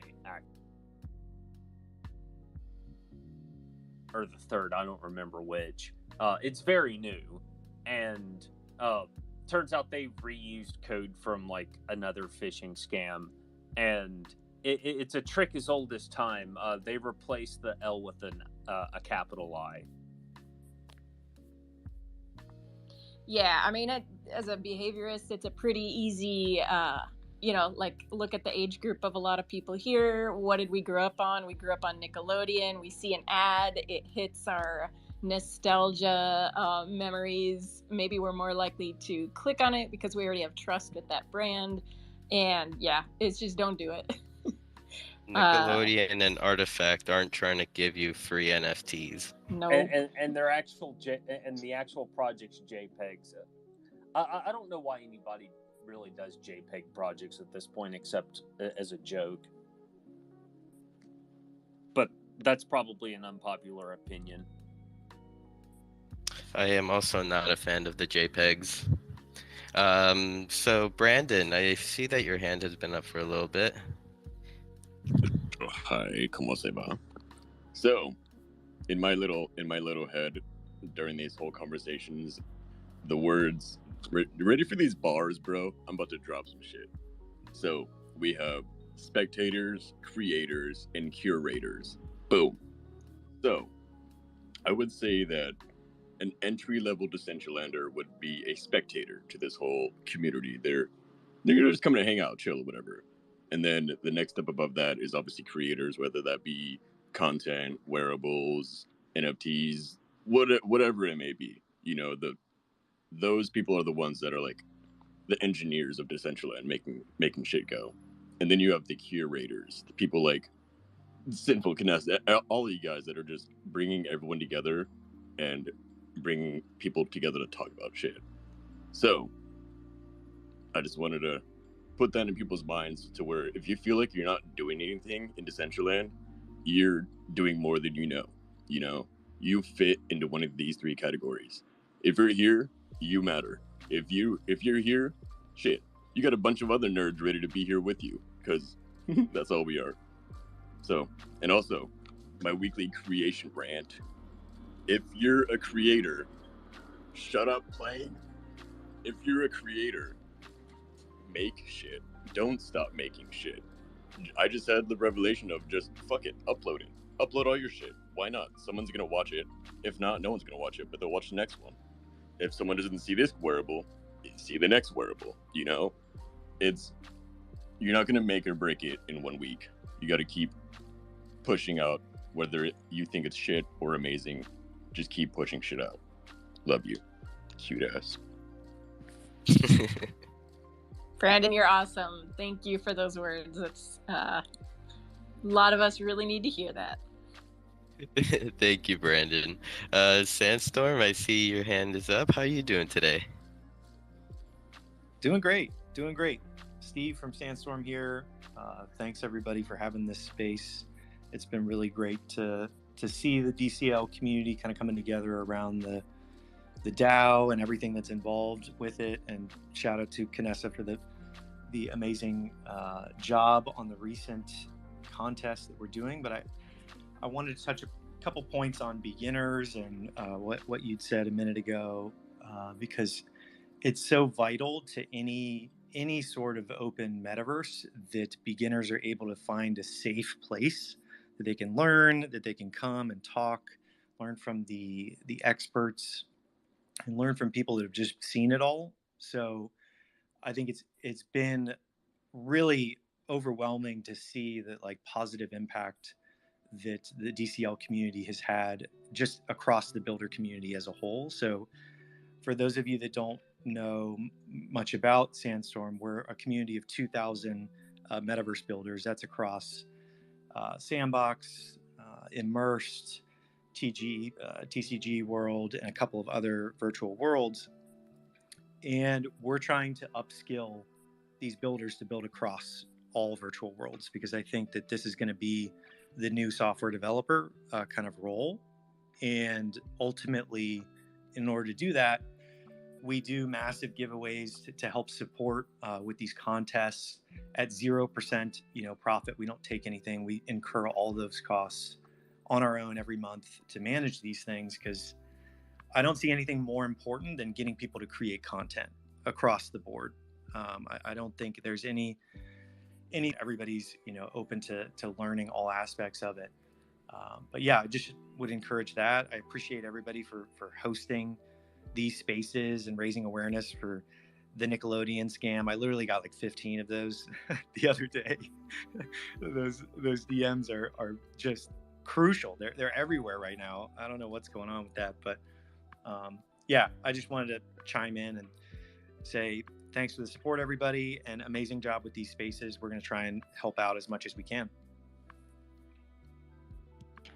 Thank you for being here. And I think you were thinking of Mariana. She just won the contest. Not sure exactly what she made, but I think that she's a talented individual and coming in with like a financial background. So it's cool to see her, another person that is kind of taking that step and bridging a former career with like a Web3 career. So can't wait to see what she makes and other people through your contests. It's pretty cool to see what you guys have brought in. I would like to welcome Aspen to the speaker panel. How are you doing? I believe this is your, well, at least since I'm here. I don't know if you came up last week. First time that I've seen you up here.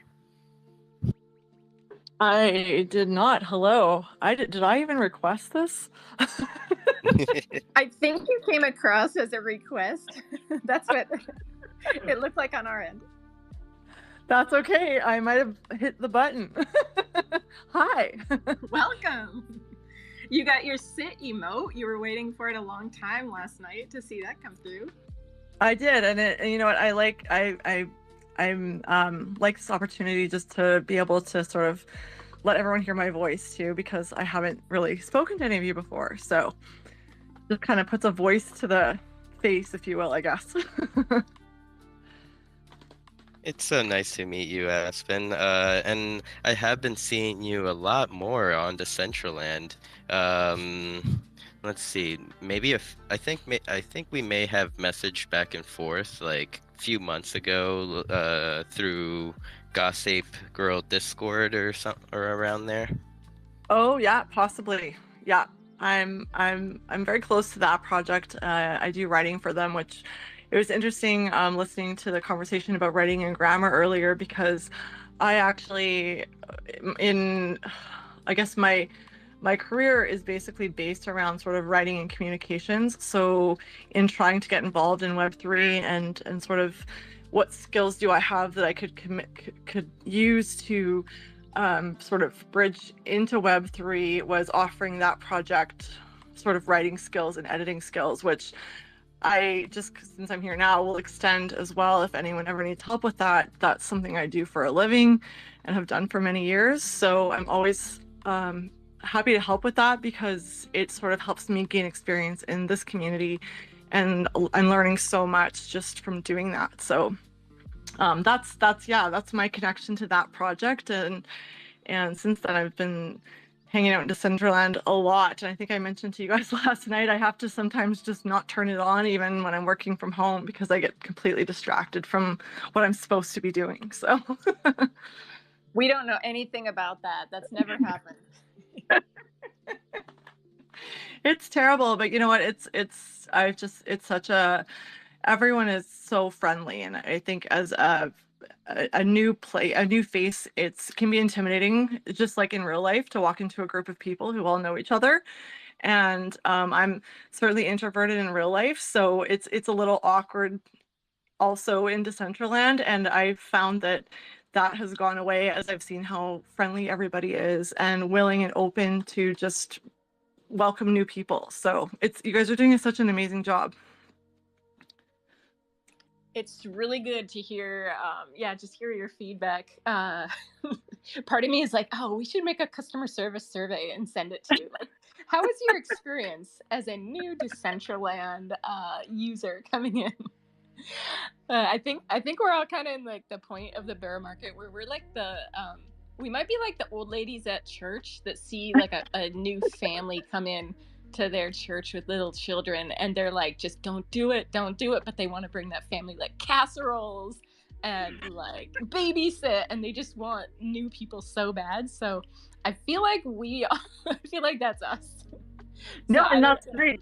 Because it could be the exact opposite, right? Where everyone's sort of like, oh, we've got our groups and who's that new person? And it's not like that at all. And I think that's so great for growing the community. And it makes me comfortable telling other people to come as well and check it out, because I know that it'll be a warm welcome and there's just so many neat things to explore. And I think I've mentioned to you I do writing, but I also sort of play around in graphic design stuff. I have a really sort of creative brain. So this has just been amazing to be able to connect with so many creative people, because I don't get that in my sort of day-to-day life. So it's just really sort of sparked all the creativity in me again that was kind of had gone a little bit dead. And I'm just overwhelmed, but just so inspired to just learn and just start creating. So yeah. That's awesome. And I think that's just what gets me so much, is just seeing, like, hearing you say that and then seeing other people and what they've done. And a friend of mine who is he's in his late 70s, he told me once that a person will change careers 3 times within their lifetime. And I was like, no, that's not true. If you're a teacher, you're always going to be a teacher. If you're a salesperson, you're always going to be sales. And yeah, I don't know, the older I get, the more I realize, no, like, we need to keep evolving and adapting. And I don't know, like, we here in Web3 are pioneers for the first time in maybe since the internet age, but like, we're at the forefront of something new. And so I think that it is so cool to see what people are doing. And CK just came up, and like, CK, you were coming to my mind of like what you're doing, transitioning your in real life business to the metaverse. So I don't know, I love seeing what people are doing, and like, maybe I'm not doing it, but I like watching you guys do it. No, and you make a good point there, just because so many of us, for me, for say, these opportunities didn't even exist when I was younger and thinking about a career. Like this kind of stuff wasn't there. So I wouldn't have thought of going this way, where now it's like, okay, I'm a little bit older and it's having to shift, but there's opportunities that didn't exist. So we would never have dreamt them up, or we might have dreamt them up, but we didn't think it was possible. And now it is. So it's like time to explore it. Yeah, and it feels so powerful. I mean, just like personally, I've always wanted to be an animator, and now emotes have like dropped in our laps, and I never saw that coming, like never. And so I don't know, it's kind of serendipitous. Let's see, Brandon, you've got your hand up, and then CK, good morning. Hi, real quick, talking on like all the creator stuff, I would suggest that if you are a creator, especially video, make a video about Decentraland, just explaining what it is, because the people in your circles will never know until you post something. Because like deadass, like think about my mom. She would never know what Decentraland was unless I made the videos that I make. She would, it's just out of her mental view. So if you're a creator, just make a quick little, hey, this is Decentraland, blah blah blah blah, and maybe your video will pop up. So that's one thing. 2, what I did recently was I have coworkers, like most people do, and they they didn't know what NFTs were. So I'd been chopping them up, talking to them, and I helped him get a holy one because I've been talking about Decentraland and everything. And so I would just also suggest, if you have anyone in your personal circle, not internet, I'm saying, like, find someone that doesn't have any of this stuff and have them just buy an NFT. If it's an NFT that relates to Decentraland, like True or the Holy Ones, there's multiple NFT projects in Decentraland.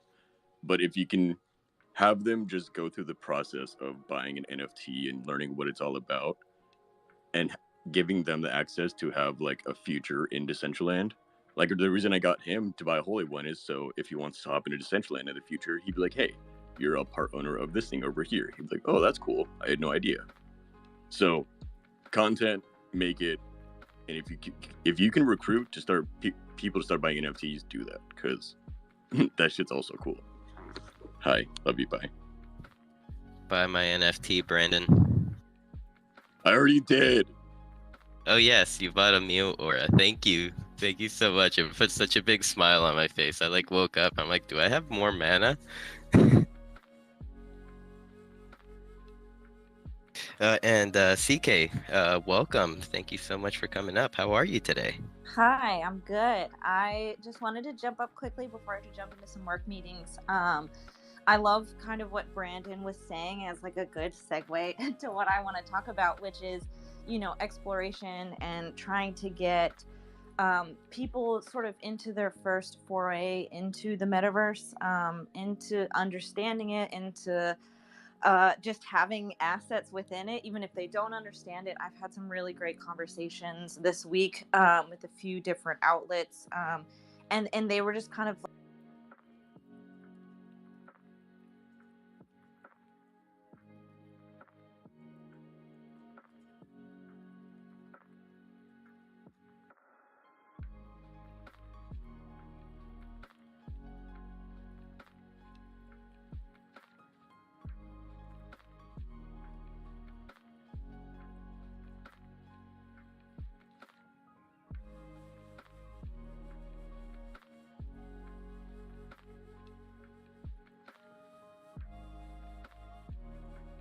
like trying to understand. And I was also in a space easily jump in and start making money. And so we need to start kind of having the conversations and figuring out the ways we sort of pitch it to people outside.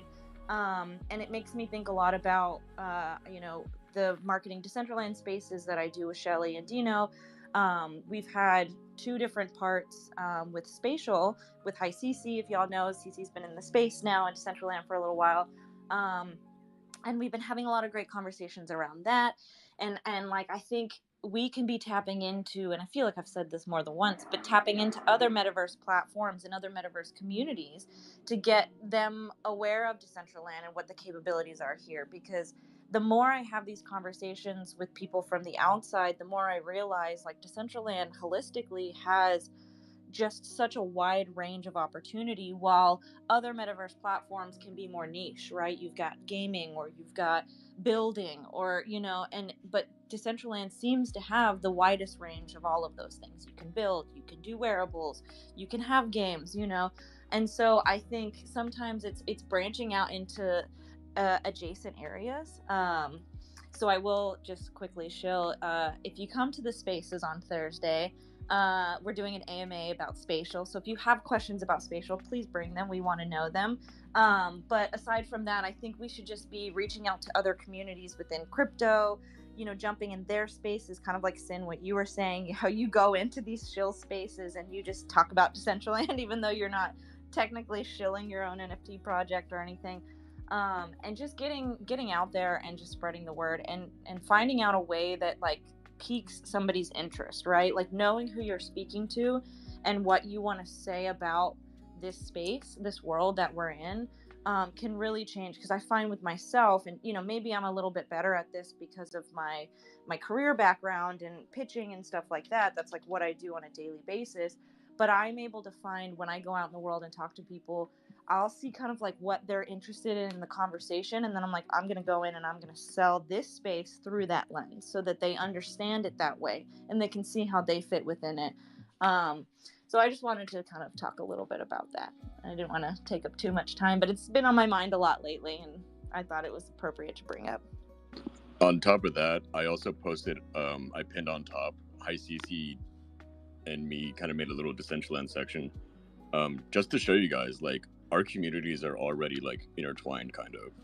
Like, these two metaverses are both probably two of the leading when it comes to, like, social and, like, actually talking to people and, you know, meeting people. So both of these metaverses are already, like, kind of intertwined, and if you don't know Hi CC, definitely recommend. She's fucking amazing. I love her soul. And also UCK. Oh my god, I'm so proud of you. No, I love you, Brandon. And I have to shout out like so many others who were in Spatial before me, like you, Brandon, like Super Nina, like Biometa, the Beavers crew. I know that they were having their bonfires, and that's how I got into Spatial first before I even really met the Spatial community. And then CC, once I met CC, that really unlocked everything when they did that Art Week sort of multi-world experience at Baby Dolls and in Spatial. And now, you know, again, like I mentioned, CC and Shelly and I have been doing these spaces where it's kind of spatial focused, so we can kind of get that crossover. And we have our sort of, I don't know if it'll be our final third one, but we're having a third one tomorrow. That's going to be straight AMA instead of me just asking all the questions. We want to, get questions from everybody else. And then maybe jump into future things. Like maybe we start doing crossovers with Mona. You know, some of us jumped into their Discord recently. I think Sin, you were there or you were the one that instigated that. And we went over and we talked to some Mona people, and Fractillions was in there, and so it was cool to see that DCL's in this space too. And so I really think we just need to keep forming these bonds and connections with communities of other platforms, and just doing this cross pollination. This is going to be a really, I think, easier pool right now, on top of obviously doing the outreach for new users who are outside of the metaverse world as well. Yeah, I love that, CK.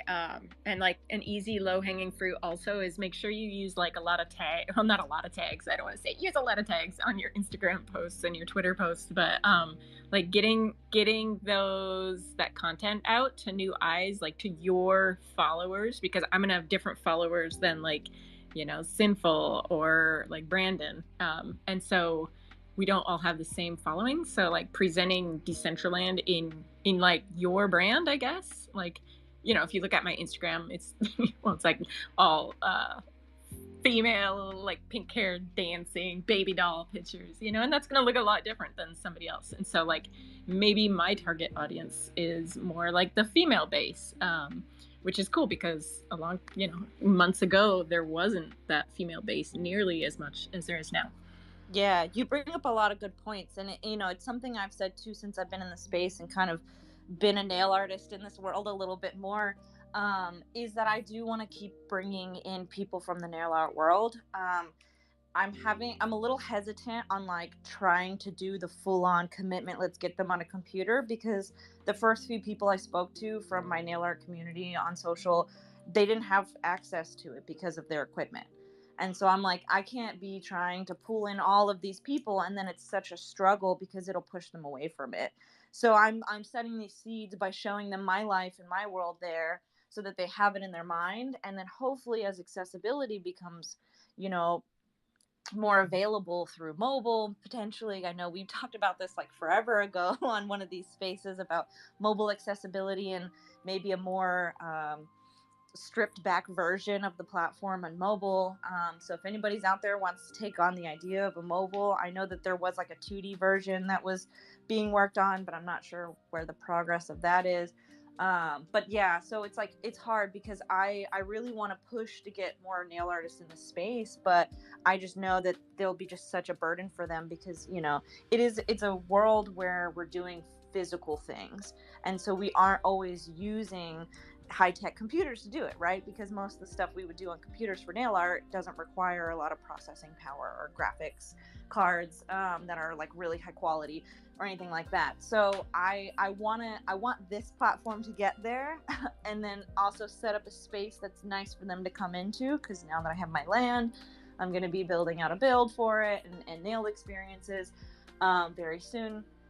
But yeah, I feel like kind of caught between these worlds a little bit. Like, I want to bring more people in, but I know that they're going to have such a hard time and such a burden coming in.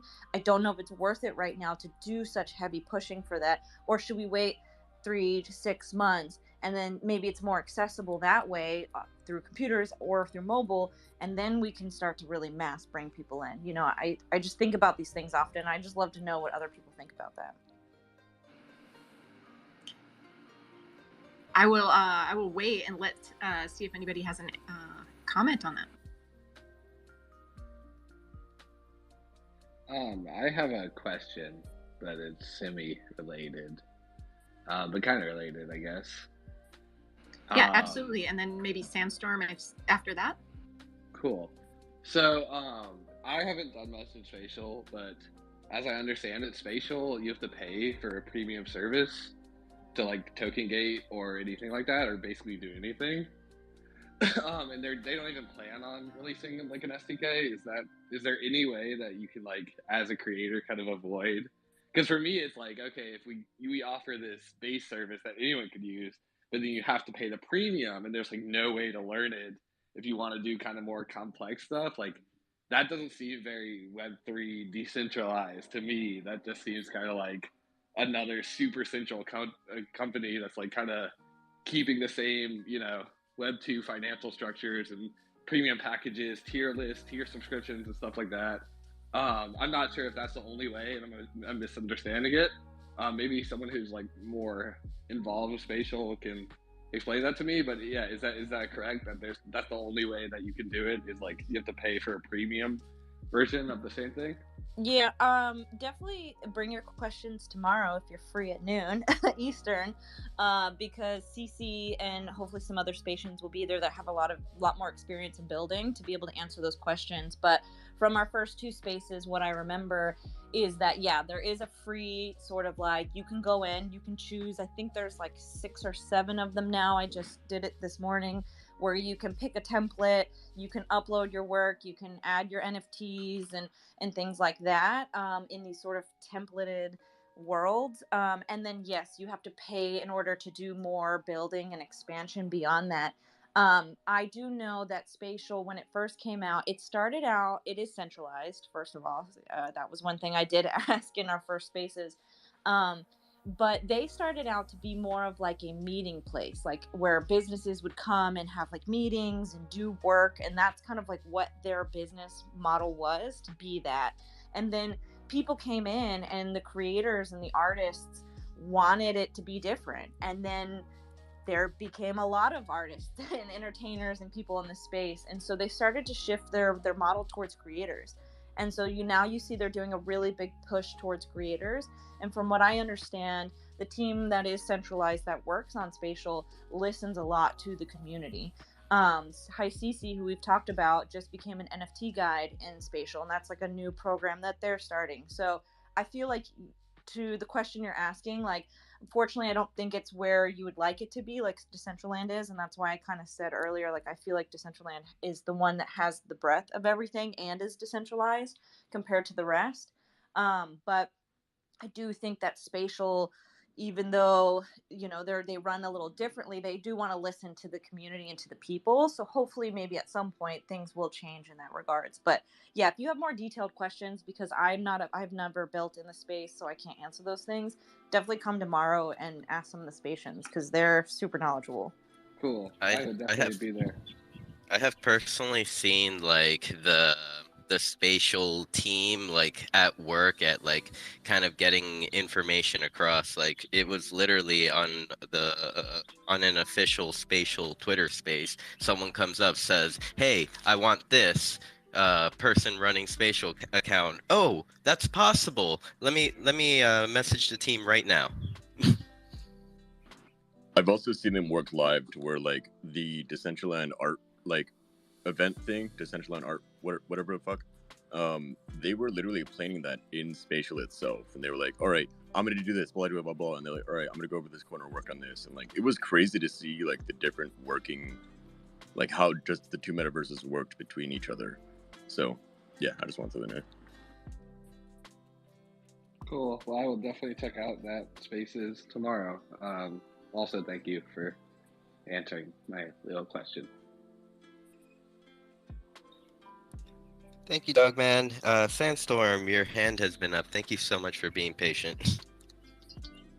Yeah, of course. And on the spatial note, so I'm curious as well. Like our team has met with spatial 5 or 6 times. You know, their head of community has been in close contact with our team, and we've gotten about 200 plus requests for spatial to be able to, you know, build and participate in spatial from our community of builders. And I think that there's so many questions there, so I'm excited about that space that you mentioned, CK. I'm definitely going to have to come and check that out because we have a lot of questions. Our community of builders are kind of consistently asking questions about it, and I think that there's a lot of really interesting curiosity around it, and they do listen to the community based on my conversations with their team, and I think that there's a lot that we can do there. But I'm curious as to the features, because the pushback that I've heard is the payments, but ultimately I don't think that will last forever, I guess, because if you need to have the creator community from all the builders that we talk to on a regular basis on the platform, they're always kind of talking about who to trust, who not to trust, and there's a lot of skepticism around pay-to-play virtual worlds, because it's just preventing more people from entering than the inverse. So I think there's a lot of really interesting things that are coming from spatial, from what I do know, and just based on the organic demand we've seen. I would guess that there's going to be a big push this quarter of just creators. So everybody make your demands. Like if you're a creator, reach out and say, hey, I want to create this. Can you do this? Or can you waive the fees for me to do this? Because with no content creation in any of these virtual worlds, they just don't exist. So you have all the leverage, you have all the tools, you have all the skills. You are in control, and I think it's like a $25 or $30. I don't remember what the fee is, but everybody here on this call should be able to contact their team and say, hey, waive the fee for me because I want to create content, and there should be no issue with them waiving that fee. So I think it was Dev D who brought that up. If this team working on spatial, and based on my conversations, they are really sharp individuals, I think that they are smart enough to know that waiving a simple fee to get somebody creating is far better than just a tiny little $25 fee. So everybody here could definitely reach out to them, and if not, shoot us a message. I could help as much as I can to help people get that, because I want to see people creating more than having these paywalls. I think that's a really bad first move, and it'll work itself out as the market determines what's worth paying $25 a month for. But ultimately, happy to help as much as we can with conversations around just waiving fees and stuff like that to get people constructing in multiple metaverses outside of Decentraland and just in general.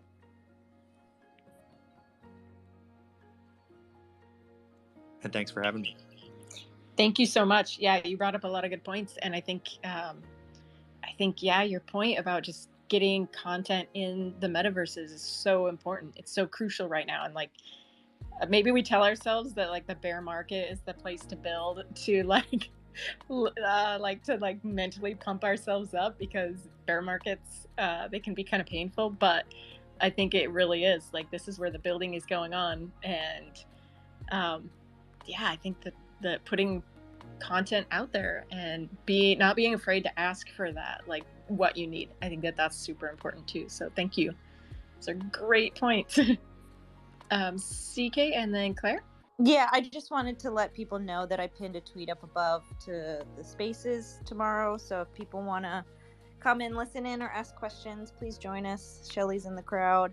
I don't know if CC's in the crowd, but the three of us will be hosting that. And Hope to hear a lot of great questions and hopefully answer some of them, because it's a really fun topic. And then yeah, hopefully we'll jump onto maybe some other platforms in the future as well. So thank y'all. Thank you.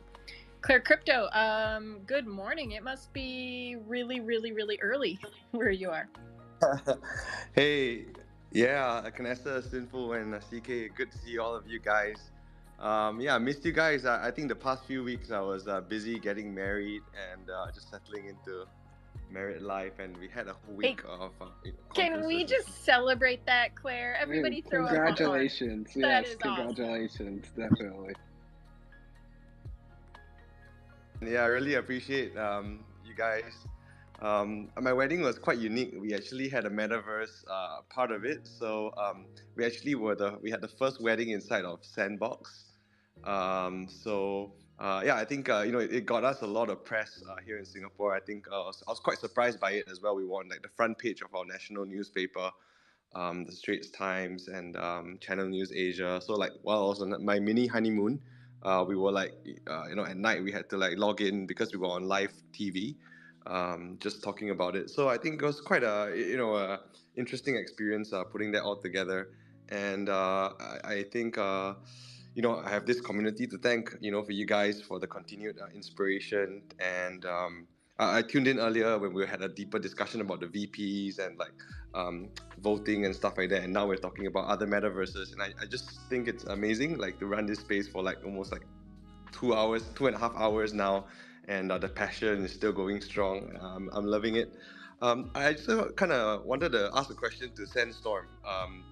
I think I was just looking up his tweets while he was talking, and I think you were one of the things I saw was like this Warner Music activation in Sandbox.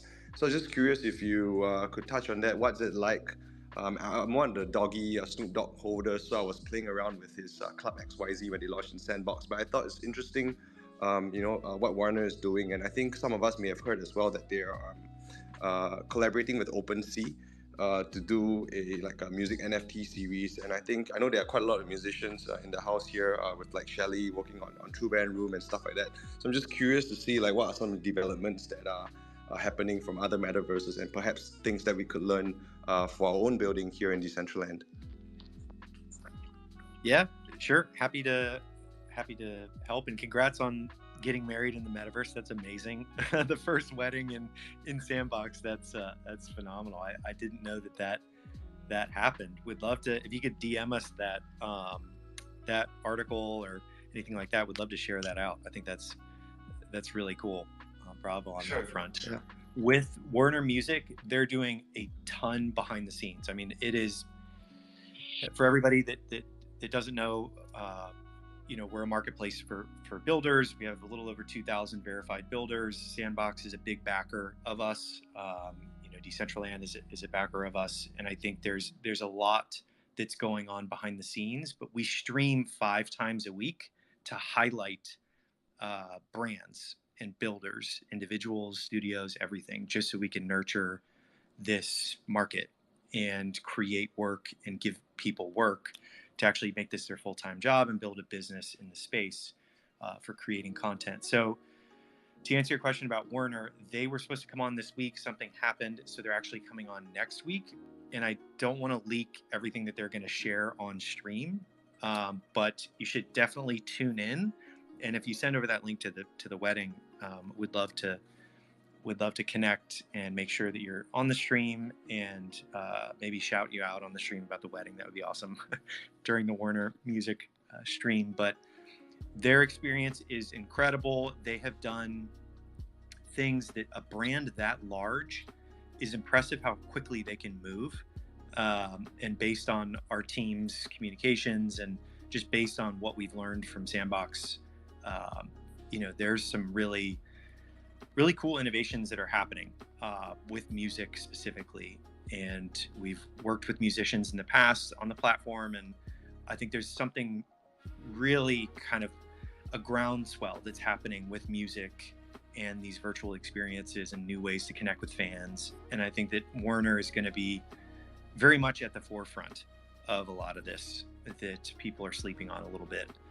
So it's cool that you're keeping close tabs on Warner. Would highly recommend you pay close attention to them on the stream next week, because they're going to share their whole story, kind of share what's going to go into their experiences and stuff like that. So yeah, tune in. I don't want to leak too many details for them. I want to make sure they get a chance to connect with the community directly and get the questions directly. But yeah. Right. So, because they were on your stream, right? Does that mean that their build was created by one of your group of creators? So I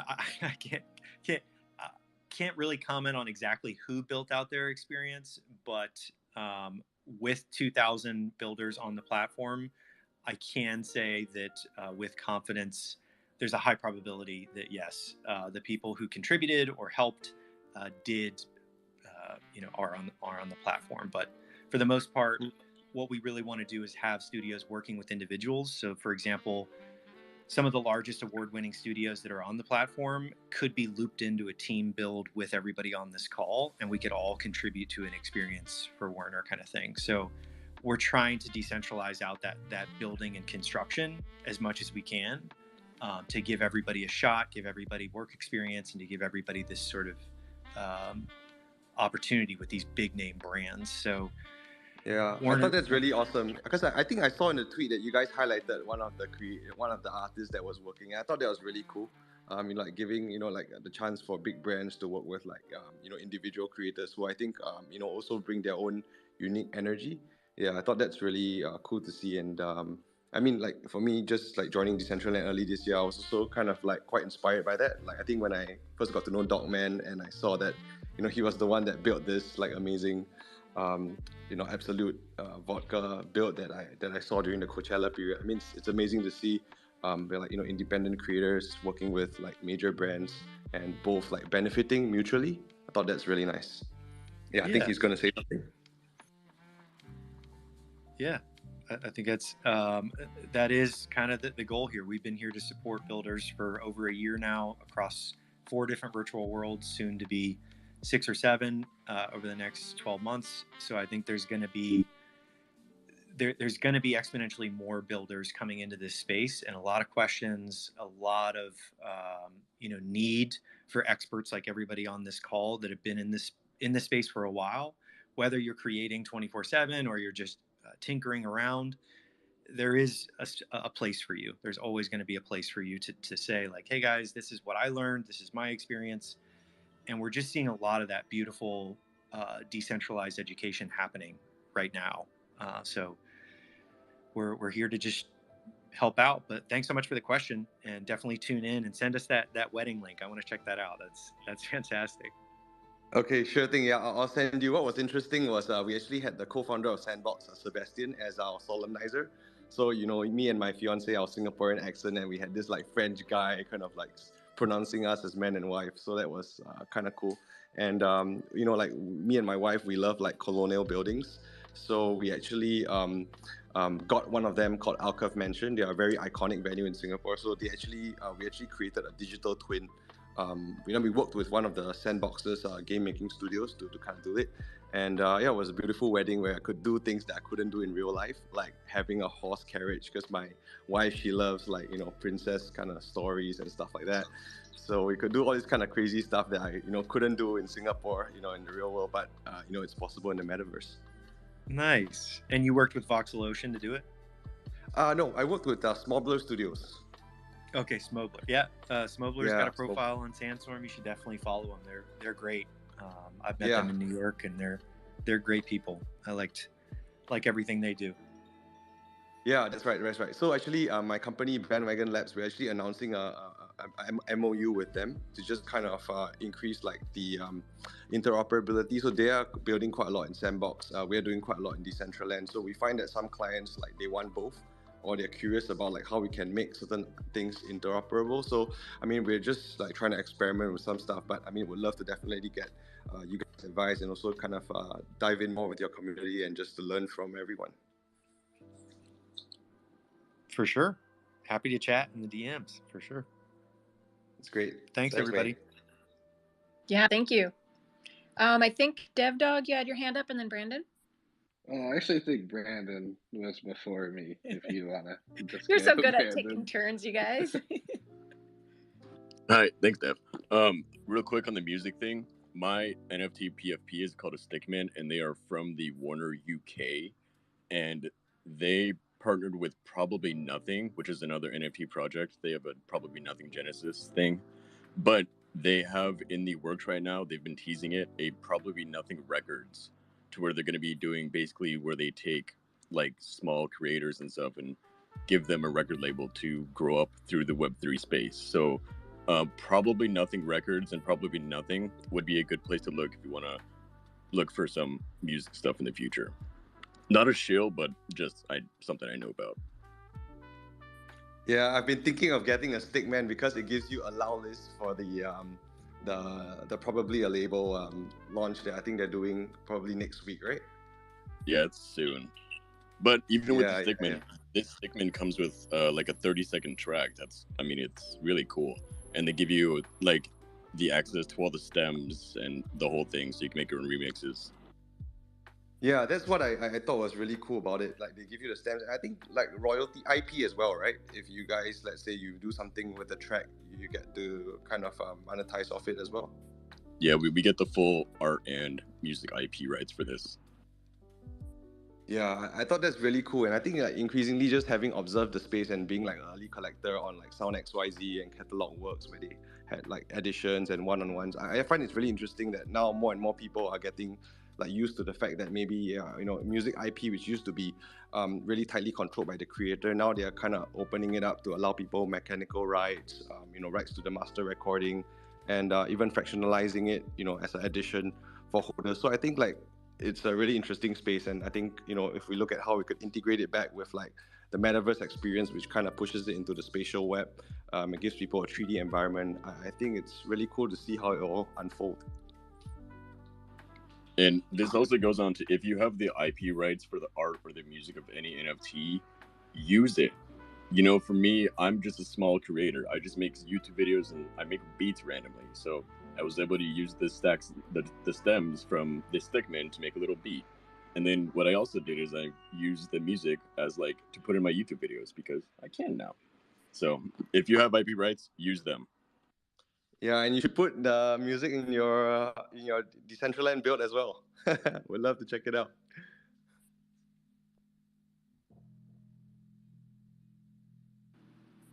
Thank you. I think that's a great point, and also just like the utility from those music NFTs. Like what I'm seeing all of a sudden is the utility of NFT projects with these new emotes and wearables. It's pretty cool. There's some projects that have, made emotes to match their NFT. I know Clammy. I think I just saw a monster emote getting made that will go to holders of his monster NFTs. So those are pretty cool. DevDog, you had your hand up? Yeah, I had a question for Sandstorm, but I see that they actually stepped down now. Maybe someone else can answer it if anyone knows. I was just wondering, I know they do all these competitions. I'm a big fan of all their building competitions. I like to see what people have made. I haven't seen any coding competitions though where they've like had a build with modeling and coding. So I was just wondering if they or anyone knows of any coming up. Maybe someone else can answer that, but that was my question. Good question. Maybe if anybody knows the answer, feel free to send out a request and come on up. Let's see, Aaron, you had your hand up, and then CJ.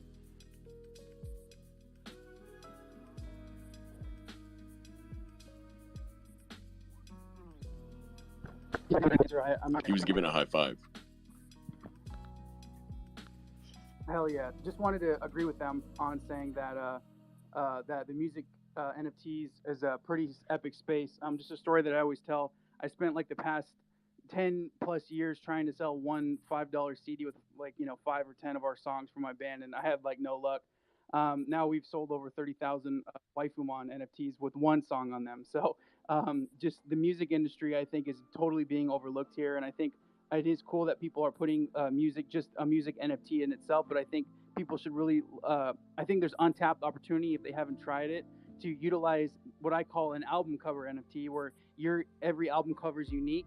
And that's what's kind of been our success with Waifumon. So totally recommend anybody that hasn't tried that yet, definitely give it a shot. It has been, again, massively successful for us. I'm very blessed on it. So I want them to have the same success.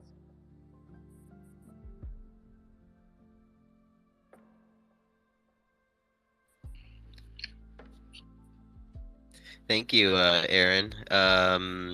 DCL Curations, I believe you are very familiar with Sandstorm. I'm sorry to skip over you, CJ, but I think Curations can answer DevDog's question.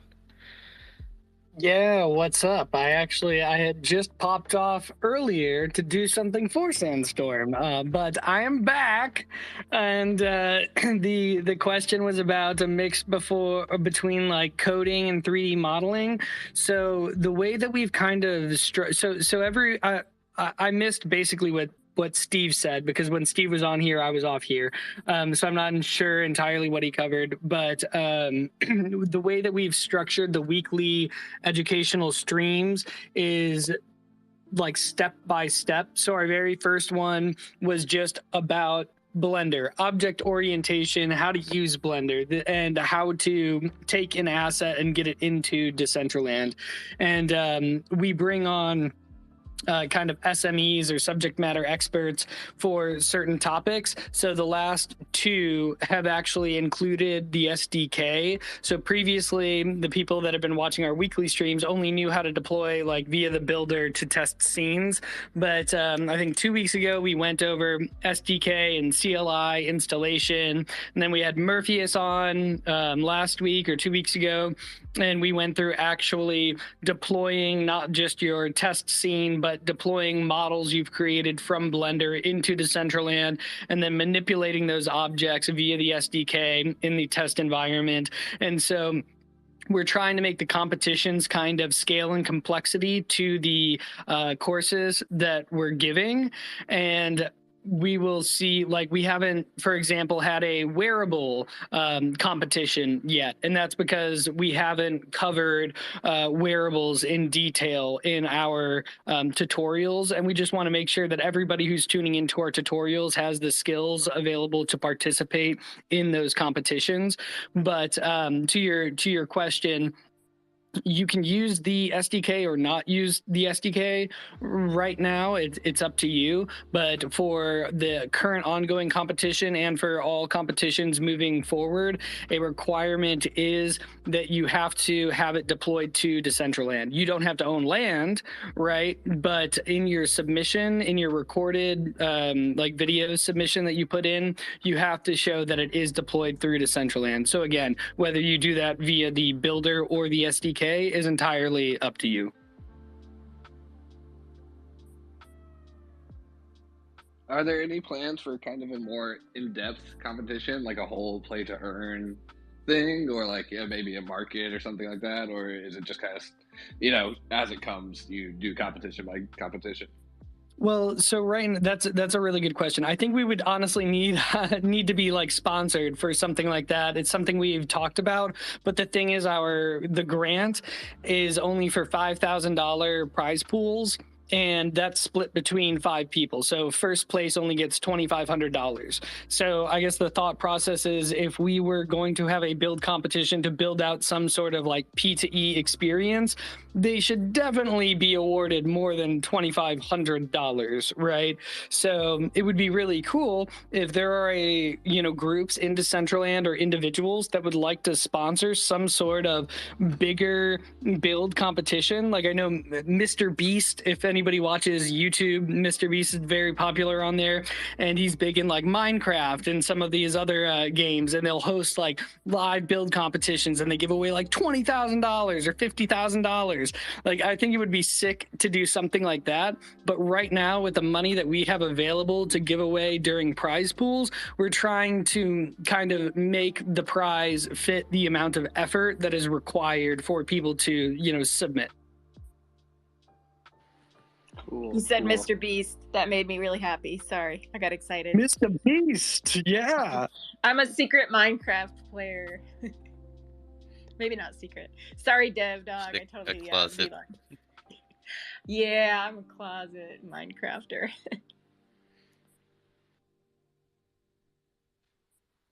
Well, in response to that, I would just say, personally, I'd be willing to do a competition for like literally any prize money. I think it's just, fun to do it in general.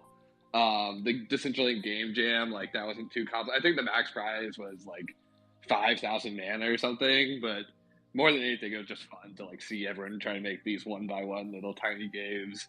I really loved like looking at everyone's work. So hopefully in the future we'll get something popping. Definitely. Yeah, absolutely. And we'll get like we introduced animations at one point, and then the next competition required animations. So I think we need to get a little bit more into the SDK and how to make gamification work from a tutorial series prior to us, implementing that as a competition theme. Because again, we don't want to eliminate anybody. We want everybody to be capable enough to participate in these. But we are doing these for a full year, right? And we're only a month or two in, so a lot of room to grow in terms of the competitions and tournaments. And I love hearing feedback like this. So we'll definitely think about how we can make something like that happen. Cool. Well, I'm excited to see where it goes for sure. Thank you, guys, and I would like to pass it over to CJ. How are you doing today? Hey everybody, good morning. Still morning over here on the West Coast. Just saying what's up, and just saying thank you to everybody who's been minting my new emotes. You guys know that was something we've been talking about for months and months and months. Even before it was accessible to us. I've always wanted to have my dance moves cemented in the blockchain, so it's just really dope to see, a couple people walking around and hitting my signature dance moves. It was obviously the lean move was inspired by Michael Jackson, but I put my own little twist on it. With something in dance we call it isolations, where basically like isolate a certain part of your body. So I did it with my hands, where I was like pulling myself into the lean. So I've been having a lot of fun with that. I'm already ready to drop another one because it's just so fun watching it. As you guys know, I'm working on a few emotes with Ice Poker. We got some emotes that's dropping in the near future. But yeah, big shout out to Sandstorm. I was actually a part of the launch date with DCL Creations, and if you guys didn't know, I actually got to meet DCL Creations when I was on a layover out in Dallas. So it was really dope to meet him. I got to meet Virtual Dan last week. He came out to Vegas, so that was really dope too. But there's just a lot of really big opportunities coming my way, and I've always got my eye out on the people that have really been supporting what we're doing here at Team T-Rex. There's really more coming that we're bringing to the metaverse than just DJing shows. It's a lot of social media stuff and, a lot of event coordination and just bringing in new artists and new bands. And the bigger picture for me is not just DJing shows all day. It's about onboarding new people, new artists, and bringing new people into this so they can enjoy it just as much as we do. Big shout out to Kanessa for dropping that sleep emote. I think that's really, really clever. Sitting here at Wondermine, and we're all just literally just sitting around in a circle, just acting a fool, and just like, it's such a simple thing, sitting down in the metaverse, but I didn't realize how much people are going to actually love it. So I've really been enjoying the new loops. You can actually, if you guys didn't know, if you already have an emote out, you can actually go into the builder and edit your emote so it loops like infinite. So as long as you don't move your character and you're not on auto dance, I also learned when you're on auto dance, it doesn't auto loop things. So just keep that in mind. When you're on a build without auto loop, it'll keep looping. But if you're on auto dance, it'll interrupt it. So just been enjoying the new emotes. I love, supporting everybody out there and just using all the mana that I've earned over the last few months and just dumping it back into the market. That's what it's all about for me. But yeah, just been enjoying the new addition to Decentraland, and we had a lot of fun last night at the True Band Room. We were just literally sitting on the back couches, just sitting and just like conversating. It's a lot different when you're just standing around all day in the metaverse, and I know some of you guys have been here for a while. So it's just really cool to see something new brought to the table. And I actually got I'm one of the Still More Monsters. I have one of their NFTs, so I have like their crazy looking mask on, or like a helmet right now, or it surrounds your face. And then he also airdropped us the RAR emote. It looks like you're like trying to scare somebody. But yeah, besides that, just showing lots of love. Just had to stop in. I always like to listen in and stop in on Wednesdays, and DJing later for the Holy Ones and with Alma, who's gonna be singing, and super excited for that. A lot of shows coming up in the next 2 weeks. Doing a Wondermind collab. Got a lot of stuff with DG coming up, with Decentral Games coming up. So just be on the lookout. I always tell people, like, turn notifications on my page if you want to keep up with these events, because I'm always on top of it. You won't miss an event if you follow me and keep up. So appreciate you guys' time, and shout out to everybody building and building. Let's keep growing. Thank you, CJ, for coming up. To our little get together at True last night. It was really it was so fun because I personally felt like sitting down and conversating on the metaverse actually did bring a different vibe than to be like auto dancing on the dance floor, like typing back and forth. Yeah, for people like me, like at ADHD to the max, it's definitely. Oh, sorry, Vanessa. I didn't know you were speaking. It was delayed. No, you're good. You're good, CJ. Go ahead. You know, like sometimes you don't have ADHD, you don't realize like how much movement, messes with your eyes, and you're trying to concentrate on a chat box at the same time. So it's nice when we could just like sit still, and yeah, it definitely brings a new element to this. Like when you go to other metaverses, I've been in Spatial and other places. I think in Spatial you can sit down. No, I don't know if don't correct me. I only played a few times, but I know the topic was about that, but yeah, it's just cool, man. It definitely brings a new fun to it, and I think people walking around, just seeing people sitting down, they're like, shit, I need to have that emote. It's like, I know we talk about FOMO a lot, but that's definitely one that people are like, dang, I need to have that one. And it's just cool to support Doki. Doki drops like literally nothing but gems all the time. Canessa's out here dropping these fire emotes, and yeah, I love it. It's funny that you say that because the auto dance just works by like calling the emotes. So I'm sure it'd be pretty easy to program like auto sit for some events. Like if you want everyone to just come sit down, I'm sure that'd be pretty easy to program. I definitely need to look into making that. Oh my god, like going into a plot and it's just like an auto sit for the grimy campfire emo, and so everyone just plops down. Definitely possible. For sure, definitely possible. Or an auto sleep. So you just come in and you pass out. Or could I have it like first you go through the auto bong hit and then you keep coming and then you just go to sleep? Yeah, I mean, the auto dance just works from like pulling from an index, so it has like all the emotes in that index. So I'm sure you could just like write like, bonk hit 7 times, and then after that sleep, and then just rerun sleep. But I'd have to look into it for sure. Okay, well, next week's community building Decentraland plot, maybe it'll just be kind of chill and not a lot of movement going on. Auto sit. There's a bunch of people passed out up by the hot spring. Just to let you know, there were people sleeping under the water. We fished Jim out. Yeah, it brings a different element. We were joking that like when new people come in, they're gonna be like, oh my gosh, these dance moves are cool. Like, wow, this is the tick dance and this is the disco, and we're all gonna be like, no dude, you know where it's at? Watch me sit. Watch me lay down. And they're just not gonna understand the struggle we've been through. I mean, some of us have been dancing in these heels for months. And Dogman says it's all easy, but let me tell you, it's just like DJing. It looks easy, but until you have to get into SDK yourself and do it all yourself, let me tell you, SDK is like rocket science to me. It's literally like, I feel like it's like magic, like it's easy to people that are devs and they're used to, but like DJing looks easy till you got to stand behind the decks, and then you're like looking at your laptop and you're like, shit, how do you like change these songs? It's not as easy as it is as far as like, it's definitely a skill you develop over time and then it becomes easy. But yeah, Dogman to coding is like me to DJ.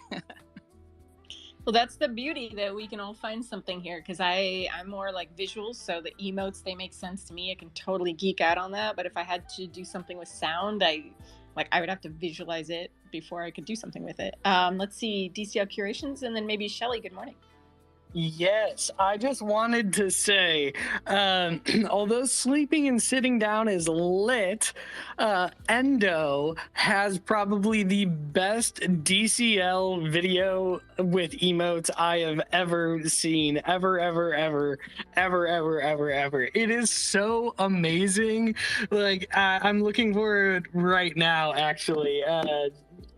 Okay, hold on. Tanessa, I'm going to send it to you because I'm on my PC looking this up. But It's when she's skateboarding, right? yes, and you literally do have to play the music. Like when you play the music and you listen, I watched it 5, 6, 7 times in a row. It was so awesome. So I highly recommend everybody checking that video out. It is lit. I love how DCL Creations are so excited. I can feel the passion, man. We'd love to see it if someone could share the tweet here. Yes, Kanasa, I just DM'd it to you. If you could post that would be awesome. Yeah, you got it. 1 second. I'm gonna rewatch it right now. I also think one of the best videos was the one Rustan made too, where he was doing the splat one where the one that Studio Sparkles made, and he was just like hopping from place to place, doing it over and over and over. That was one of my favorite videos. I think that was the most clever thing I've ever seen, and I don't know how that did not win the Decentral Games contest, because that was by far one of the most creative videos I've ever seen in Decentraland. So shout out to Rustan, and Rustan's killing it too with the emotes. I mean, I was DJing at Vroomway on Saturday, and I literally announced it while I was DJing because he's like, just drop mythic emotes, just drop some mythics. And I'm not even lying to you all when I tell you that this sold out within 10 minutes. It was 95 mana and it sold out within 10 minutes. And then one resold instantly 10 minutes after that for 150 mana. So a lot of people are talking about, how slow things are, but you just gotta, once you're really in with the community, like the support will come.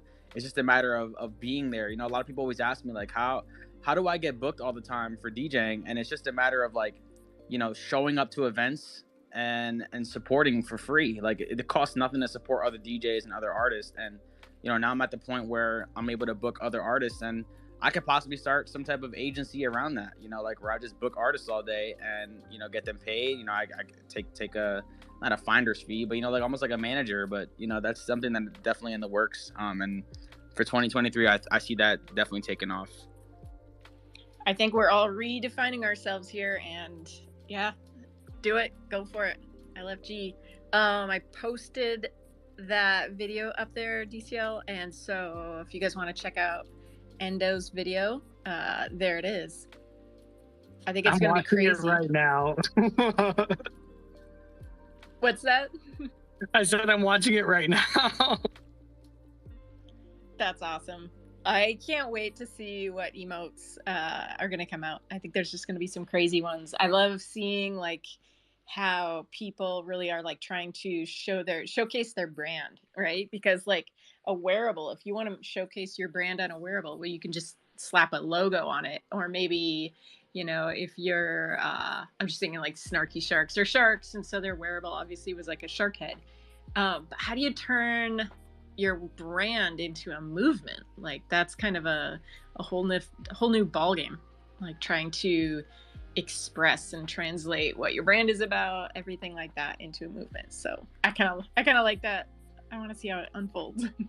No, so I would say like an extension, like emotes have added another layer to wearables, because you can see like if you do a drinking a beer and throwing the can away emote, you can sell a wearable where you're holding a beer can, right? So you can kind of double up on these things, and the way some of these emotes are expressed are highly emphasized by the wearables that people are wearing. Yeah, so like the first beer drinking emote, I just thought I made that one just thinking like, I don't know, I'd just crack a beer and like throw it, and there was no wearable for it, like there was no beer can in the metaverse that I knew of, and so I made it, and then Rustan was like, oh, like here, let's put some beer in your hand. So it was funny, that wasn't created for the beer. The emote came before the beer, but then once then Pandora's box is open, so then I'm like, okay, what about a phone? I don't want to like have to make a phone. So who has a phone? So then I'm looking through all these old listings and I found a phone, and then the bong hit too. I'm like, okay, I don't have time to make a bong, and I don't have the tools and the talent or the publishing fees. So then I'm like looking through to find a bong that would work. So I think emotes are going to let us like re-examine all these old wearables, maybe that like I think the phone hadn't sold since March, but it'll let us kind of re-examine like these old wearables and maybe give them new life. Like all of a sudden, it's a phone in your hand, and I don't know. That's such a. Well, 12:59 here. And thank you. So I was, proper emoting in real life when the space started. I was walking outdoors. I still try to get that in. And I was like, oh God, I have to hurry up and get home to buy that damn sleep emote, and didn't have enough mana. That's how sad the situation is over here, because I have spent literally all mana on emotes in the last couple of weeks, but I managed to get enough in there. Just bought it. I can't wait to go sleep on the couch in the True Band room. And the whole reason I wanted to speak was because last night, thank you, Sin and Kanessa, for the whole couch meeting in the True Band room. I did put in the request for stained, proper Rockstar couches for the VIP area in the True Band room and the downstairs, and it is on. And I heard Dogman talking about the auto sit for couches. We're totally exploring that too, and I know Unicorn would love to chat with you if you guys, if you coders want to, speak nerdy to each other. I love it when that happens. He's also working on figuring out the auto sit for furniture specifically. So, just thank you. This is always an awesome conversation. So, and thank you, CK, for telling everybody about the space tomorrow. I came in just as you were talking about it. I appreciate that. We love you, Shelly. All right, so I see that the space has been going on for about 3 hours now. I think unless we have any more topics anyone would like to bring up, I think it might be a good time to wind down.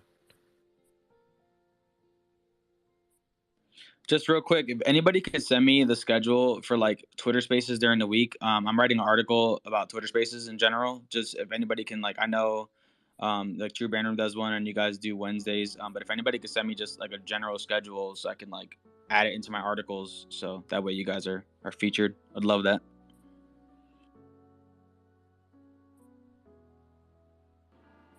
Hi. Final thoughts from Brandon. 1, I love you. 2, we love you. 3, say it back. If you make shit, again, don't stop making it, please. I want to see more shit, And I love if you don't make anything but have a creative little thing poking at you somewhere, find out where it's poking at you from. Whether it be videos, music, coding, 3D, anything. Oh my God, it's Dr. Trip. Oh my God. Okay, I'll shut up. Bye. Are you at a church? I live a block away from a church, yeah. Oh, okay. What? Wait, today's Wednesday. I thought those sessions were at night. They do hourly bells, so I know what time it is. Oh. Yeah. Hi, Brandon Annis. Hi, Mr. Pro Poker Player. What's up? This is Dr. Drip. I was the whole time I wanted to talk, but I was spray painting, so I was kind of I did want to say something at the end. I did want to say hello to everyone first and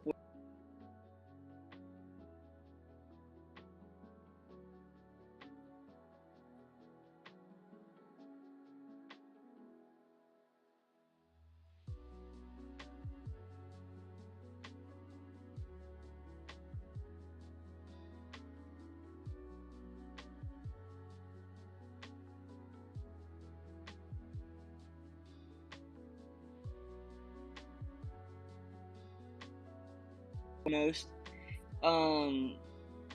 But yo, there was like a lot of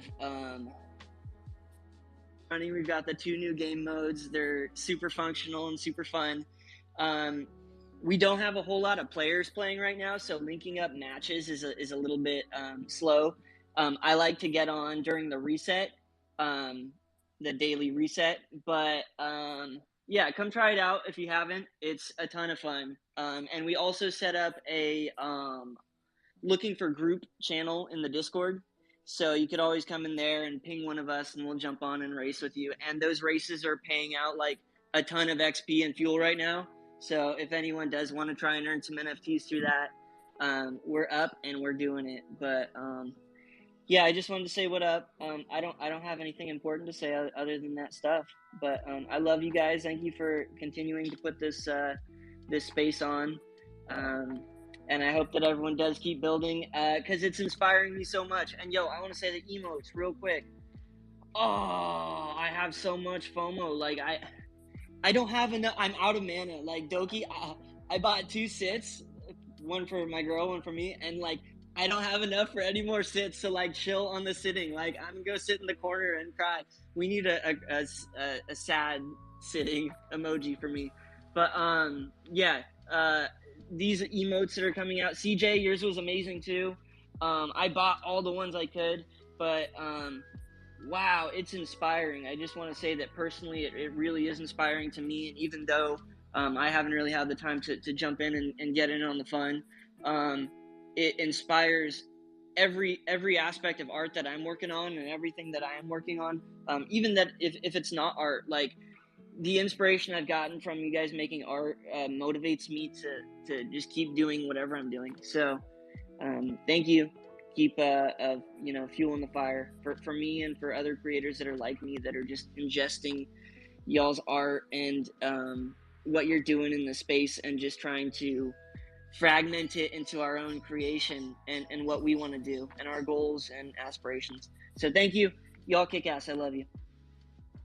Everything you just said is important, Dr. Drip, and I do know what you mean with the FOMO. With oh god, with Doki's wearable last night, I I got 4 of them, and and now I have Roachkilla hating me because like I was waiting right as like Doki put him up for sale to start buying, and Roachkilla wanted to get like one of the top ones, but he couldn't. Like he got anything after 6, or I mean after 5. I lovingly used the hashtag damn it Doki last night, and I mean it. Like, slow down so I can like recoup my mana. Like, it's just too good. We need a nerf Doki. One other thing, Decentraland literally just posted about it, and I've been keeping it a secret, but Metaverse Festival coming in November, man. It's going to be big. You seen it last year. I wasn't a part of it last year, so this year not only do I get to see it, but I get to actually perform at it. So be on the lookout, man. It's going to bring a lot of new users in, especially with the artists they're going to be bringing.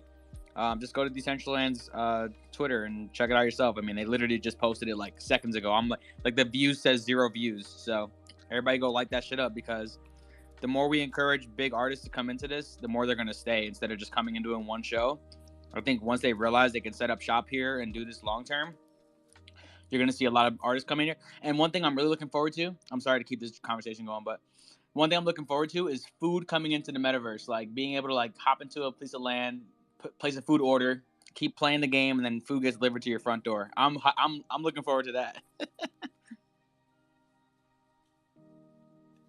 That would be sick. Like, are we talking about like real life food? Like kind of like how I think Last Slice may have had something like that set up a while back, where you order Domino's in the metaverse. Yeah, I heard that was like that. Like, I think Palo had said something about that, and someone else told me too. But years ago they had that, and then Jimmy John's came in, did a little thing. I know Taco Bell kind of did something, but they never really like dropped their land yet. I know they're working on something. And yeah, it'd be cool to like have like DoorDash or something like integrated into it. Yes, I think company like DoorDash and Uber would be more successful in doing that. Can we get like an NFT with our food? That would be nice.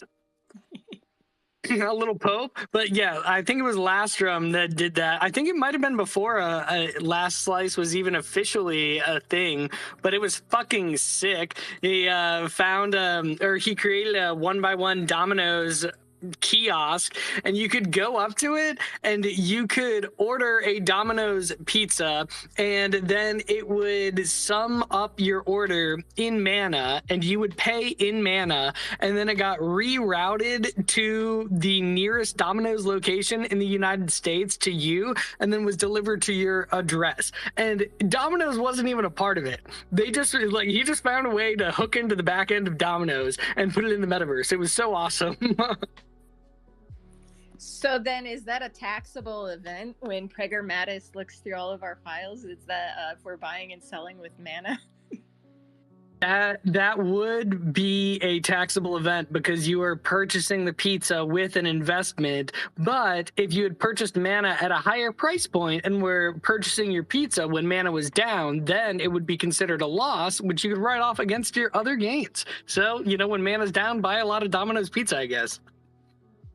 Wow. I'm gonna go to prison because of pizza. At least, well, we won't all be at the same prison, but I'm hoping like the women's prison, I can wave to you guys over in the men's prison. Who knows? Maybe they'll integrate the metaverse into prison.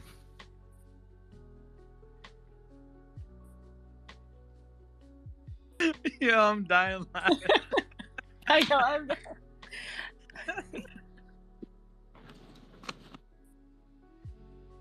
Oh, there we go. We're safe. My phone was at 1%. I was like just running to my room. Let's see. Alpha, did you hop back up here? Save us from this prison talk, please. Yeah, I don't know where y'all went with this, but my question was to CJ. Well, not really a question. I just wanted to add on to what he was saying because I really think we should bring that back. If someone could ping Lastrum, or maybe we could, you know, I know we got all types of new developers who are into Decentraland now. Maybe we can make that a thing. Is there a way that we can like enhance that and make it go beyond Domino's itself and maybe more to like Uber Eats and DoorDash? And I feel like Amazon, Walmart, you know, I feel like they offer these like type of services where you can do like delivery or pickup. So imagine if you did a order and you did a pickup and you kind of left real quick, went to go pick up your stuff, or other way around, you did a delivery and it came straight to you and you never left Decentraland. I feel like it would be kind of cool if we could do like everyday stuff we do in real life, like ordering things from Amazon or ordering things from DoorDash or Uber Eats and then actually having it come to us. I think that would be something cool. I don't know how we could bring that back or have it added to the POAP machines, but I think it would be really cool if we had that back.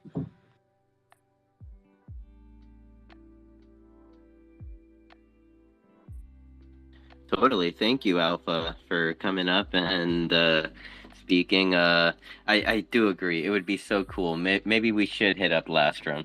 Or Aaron, I see your hands up. Any final thoughts? Yeah, I just wanted to also agree with you guys on that. And the irony of that is, long story short, how I basically started my company in the first place was Uber at the time was just in San Francisco. They're moving to LA. And I pitched them on just paying me and my friends per new user. So we would like hit the streets and pass out cards to give people free rides. And long story short, now they're, you know, then they went nationwide and now worldwide. So I've been with them for a long time. And dude, no joke, bro. I've been pitching Uber Eats because basically Uber has bought Postmates. They bought Drizzly, so they're like the, you know, the overlords of this space. And I still work with them. We still get them new users on my main marketing company. But dude, I've been pitching them to do this in Decentraland literally every 2 weeks for like the past 2 years. And so I'm not gonna stop. If you guys have better luck, please hit them up. But dude, I have been pitched like every time they hire somebody new too in the marketing department. I'm like, hey, what's going on? My name's Aaron. Nice to meet you. Anyway, so if you don't know about the Decentraland metaverse, and so I don't like. I'm just gonna keep doing it. But if you guys have any ideas on how I can continue to pitch them, please let me know because I have those direct contacts I've obtained over the past 5-6 years I've been working with them. But yeah, I dude, 100,000% agree. It's what they need to do for sure.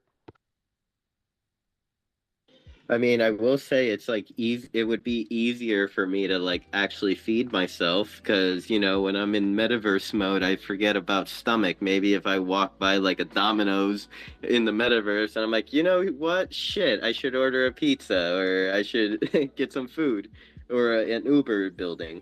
That would that would be amazing. Maybe we should push on this front for the health of our community. Somebody hit up DG. We need something in Stronghold. I'm so jealous that you guys actually can get food delivered to your door. I mean, I think they'd have to like bring it in with like a sled dog team to get to the people like us that live out in the middle of nowhere. You guys are all like, I'm just putting my food order in. I'm like, damn it. I gotta make my food. I gotta go shoot it and then skin it and then cook it. I kind of just thought about that though. I feel like we just kind of pulled like the American move, like a little selfish. I didn't really think about people in like Nigeria who are like, dude, we don't got no Uber Eats, bro. Hey, there's always drones, Kanessa. One day there'll be a drone dropping it off at your front door. I mean, it's already happening in the West Coast. So. I hope so. And these little robots, Sorry, I didn't mean to keep everything going for so long. I just know that food is definitely a hot topic always. Young Fafo, I'm trying to approve you to come up and it's not letting me, so I'm not sure. I'm just gonna keep trying to approve you. Hopefully I can have you come up here. Yeah, I love you guys. I'm gonna step down and let him come up. I see. Okay.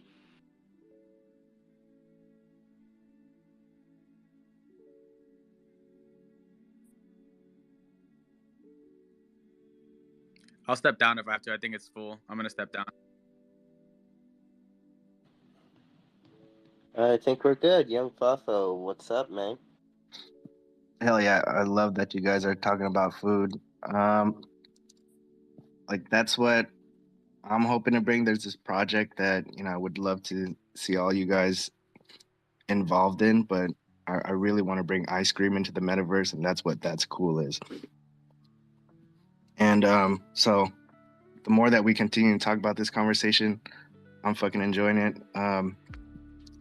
But yeah, I have some special things that, you know, I would love to work with all of you guys on and making this ice cream thing happen. It'd be cool to have like community ice creams and have like, you know, Sinful ice cream, Baby Dolls ice cream, DJ Trax ice cream, Dr. Drip ice cream, Aaron Waifumon ice cream. So like this is something like I would love to, or the Holy Ones ice cream. I'm gonna shout them out for sure. But like this is something that like I've been thinking about for a while of just bringing. First of all, I love ice cream. I'm like, during pandemic, I got really good at making it. And I've been trying to figure out a way to bring ice cream to the metaverse. And to me, it just goes back to the community. I think it's really cool to see the community have their own brands that they've built in Decentraland and like have associated with this ice cream, and then people can come and, you know, support that way and then support you guys at the same time. I just want to share with you guys, it's a shameless plug. And then I'm also bringing my first event, Salsa Time. If you guys aren't doing anything, Friday, 4 p.m., it'd be great to have all you guys come to the space. It's -150, 18. That's my coordinates. But yeah, that I just wanted to share that before everybody leaves. I do want to talk about this, how you guys are bringing food into Decentraland. I've been wrapping my head around that, so I would love to talk to, especially Aaron. Like you've been reaching out to Uber this whole time. Like I would love to hear about that journey more. And yeah, just hearing you guys' thoughts on that, it's great.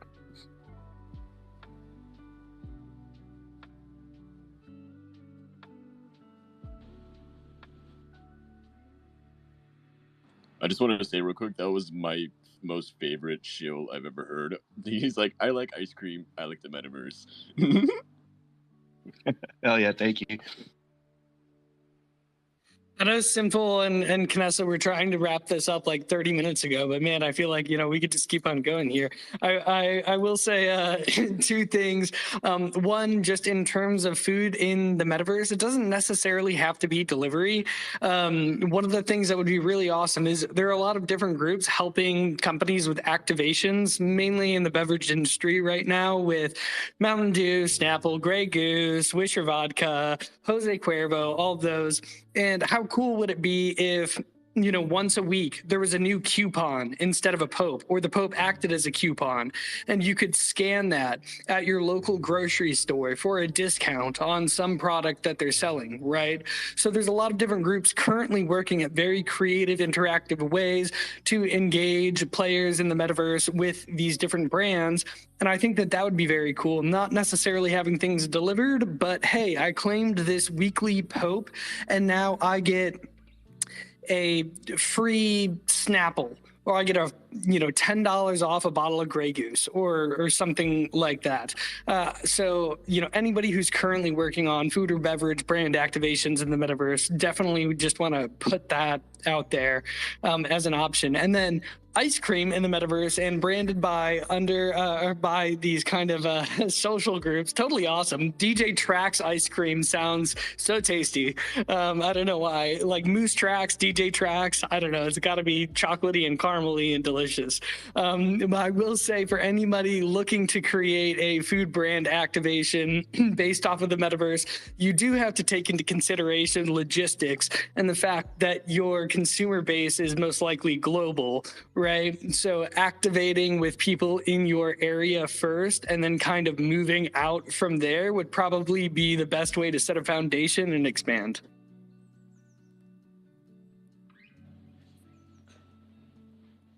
Thank you, DCL Curations. Yeah, you do bring up a very, very valid point right there. Start small and then scale. At least with that, perhaps it's a topic we could cover in the near future, or maybe even take it over to the CBD Discord. Yeah, it's like you don't want to start an ice cream brand out of, you know, Illinois, and then your very first clients are in like Frankfurt, Germany, and you're like, fuck, they just spent $7 on a pint of ice cream, and it's going to take me $100 to ship it to them with still frozen, right? Oh no. Maybe it should be like a dehydrated ice cream brand, if that That's even not ice exists. That's not a bad idea. Honestly, NASA makes bank off of that. Like, I'm in Texas, so if you go to like their headquarters, they sell that dehydrated ice cream for like $20 a package. It's ridiculous. Metaverse space ice cream sounds dope. And it has a giant T-Rex on it. Holy shit. That's even cooler. Maybe we just start changing our like living habits where we really only eat like once a day, but what we're eating is like metaverse food, super nutritious, so we don't have to like remember to eat and for another 24 hours. Brandon's giving me the thumbs down. What's wrong? It's gonna taste great. I was just gonna say, we're approaching like Jetsons territory, like meta food and dehydrated things that are just airdropped from drones. Like, I'm in, but it better taste good. We just basically don't want to walk away from our computers. And so anything that's going to help us do that is going to get us ahead. We can even have like a tiny little thing of grass right next to it so we can occasionally touch it and then just get back to the metaverse. I think that's just called having like an IV drip plugged up. Yeah, that's what I was like envisioning too. Just like an IV. Fuck it, let's hook it up to your PC as well. The more you keep talking about it, the more I'm down. All right, let's get it. You know, we could automate that where I could like, I could buy like blueberry flavored ice cream in an IV drip and then like program it so that that's what like I'm like, Shelly, you know, it's so fun hanging out. Hey, let me get you some blueberry ice cream. And I'm like, for 500 mana, like Shelly gets the blueberry ice cream IV drip. Here, pay 500 mana to feel something again. I think that's a deal. That's a deal. Damn, 500 mana? I mean, for ice cream, I'm not gonna lie, I'd probably be like, sold. Yeah, it's gonna be like high end. It's made with like milk from Wagyu beef cows. You realize that this is going directly into your veins, right? I feel like that might be a one-time experience. No, no, no. We'll figure out the tech. Dogman learned how to code. He can learn how to turn like food into blood, things that our bloodstream can accept without killing us. Or maybe like hologram food, like meals, like in the SpongeBob episode when like Plankton goes home and his computer wife like made him dinner and it's like, oh, it's a hologram pot roast. And he's like, delicious. Yeah, I think so. And then like you can add whatever flavors if you want more spice. I mean, it's the future of food. Why not have like a 3D printer? It can be like dispensing all this.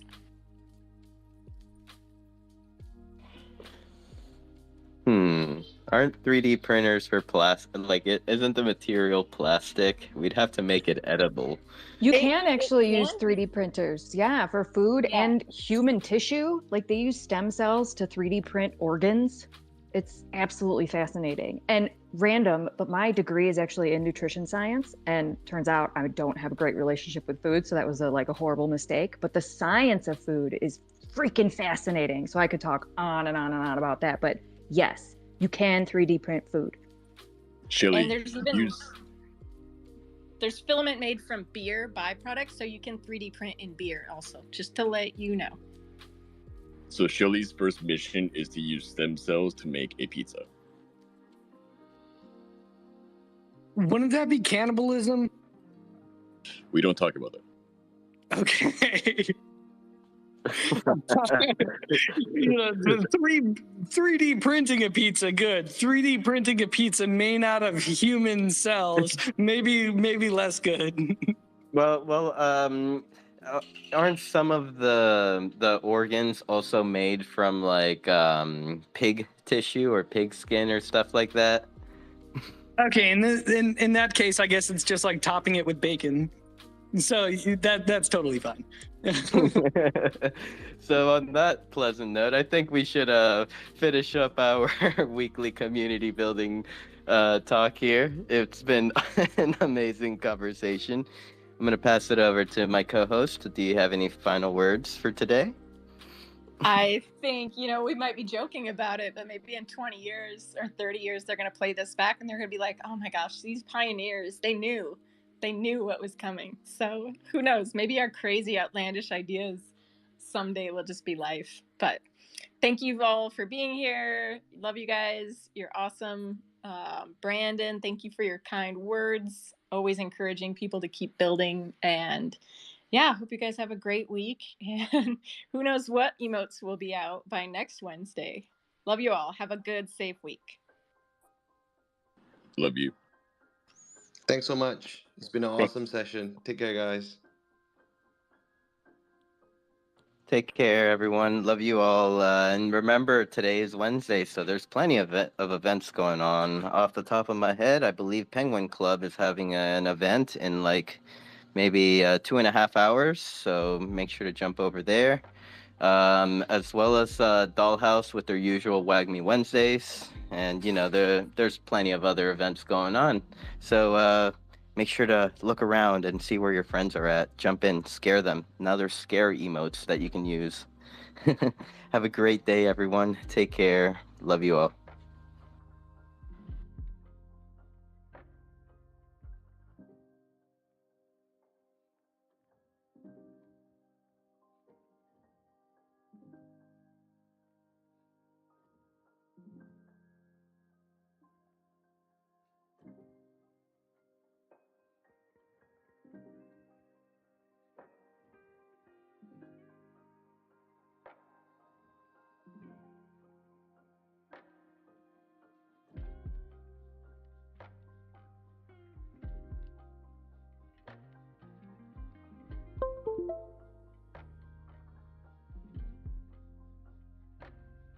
That was an awesome space. Thank you, everyone, for hanging out. Everyone here on Parcel, Zeta, Jim, Matt, Madamus, Brandon, Bubblegum, Canessa. Thank you, everyone.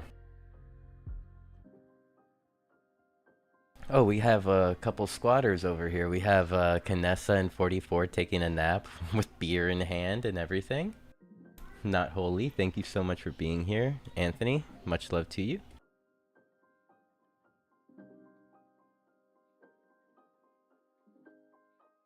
I am going to close the stream, and yeah, everyone, please stay tuned for today's events. Once again, Penguin Club, and at 6 p.m. Eastern, and Dollhouse at 9.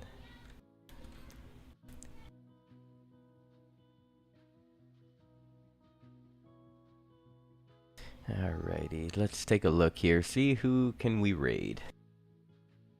We can look together.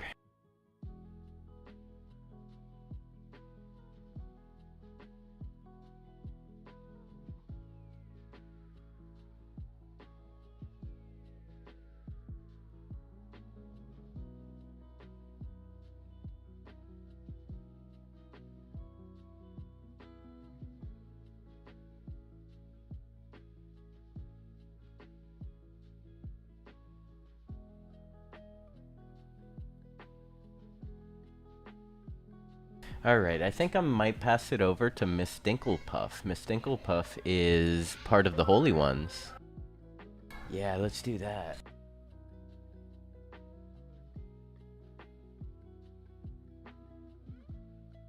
We love Miss Dinklepuff.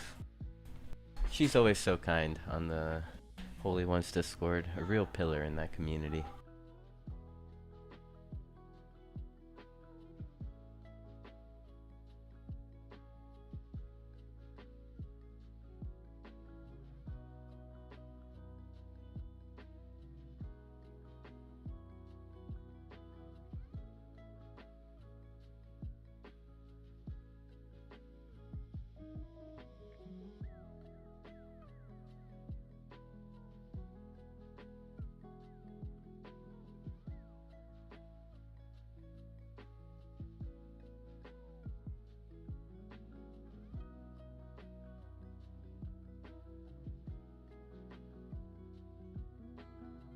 Before we close down, I would like to do a few shout-outs to my sponsors, Dr. Drip, Meta One Designs, Foxboard, Songbird Collectives. Thank you so much for always being so supportive and loving. Let's continue to build and grow within the space. And of course, big shout out to Prager Metis, Metaverse Advisors, and Accountants. If anyone has any tax questions, Web3 tax questions, make sure to reach out to them. Roach Killer, I see you in the chat. Thank you so much for tuning in today. Beach, welcome, welcome. Thank you so much for being here.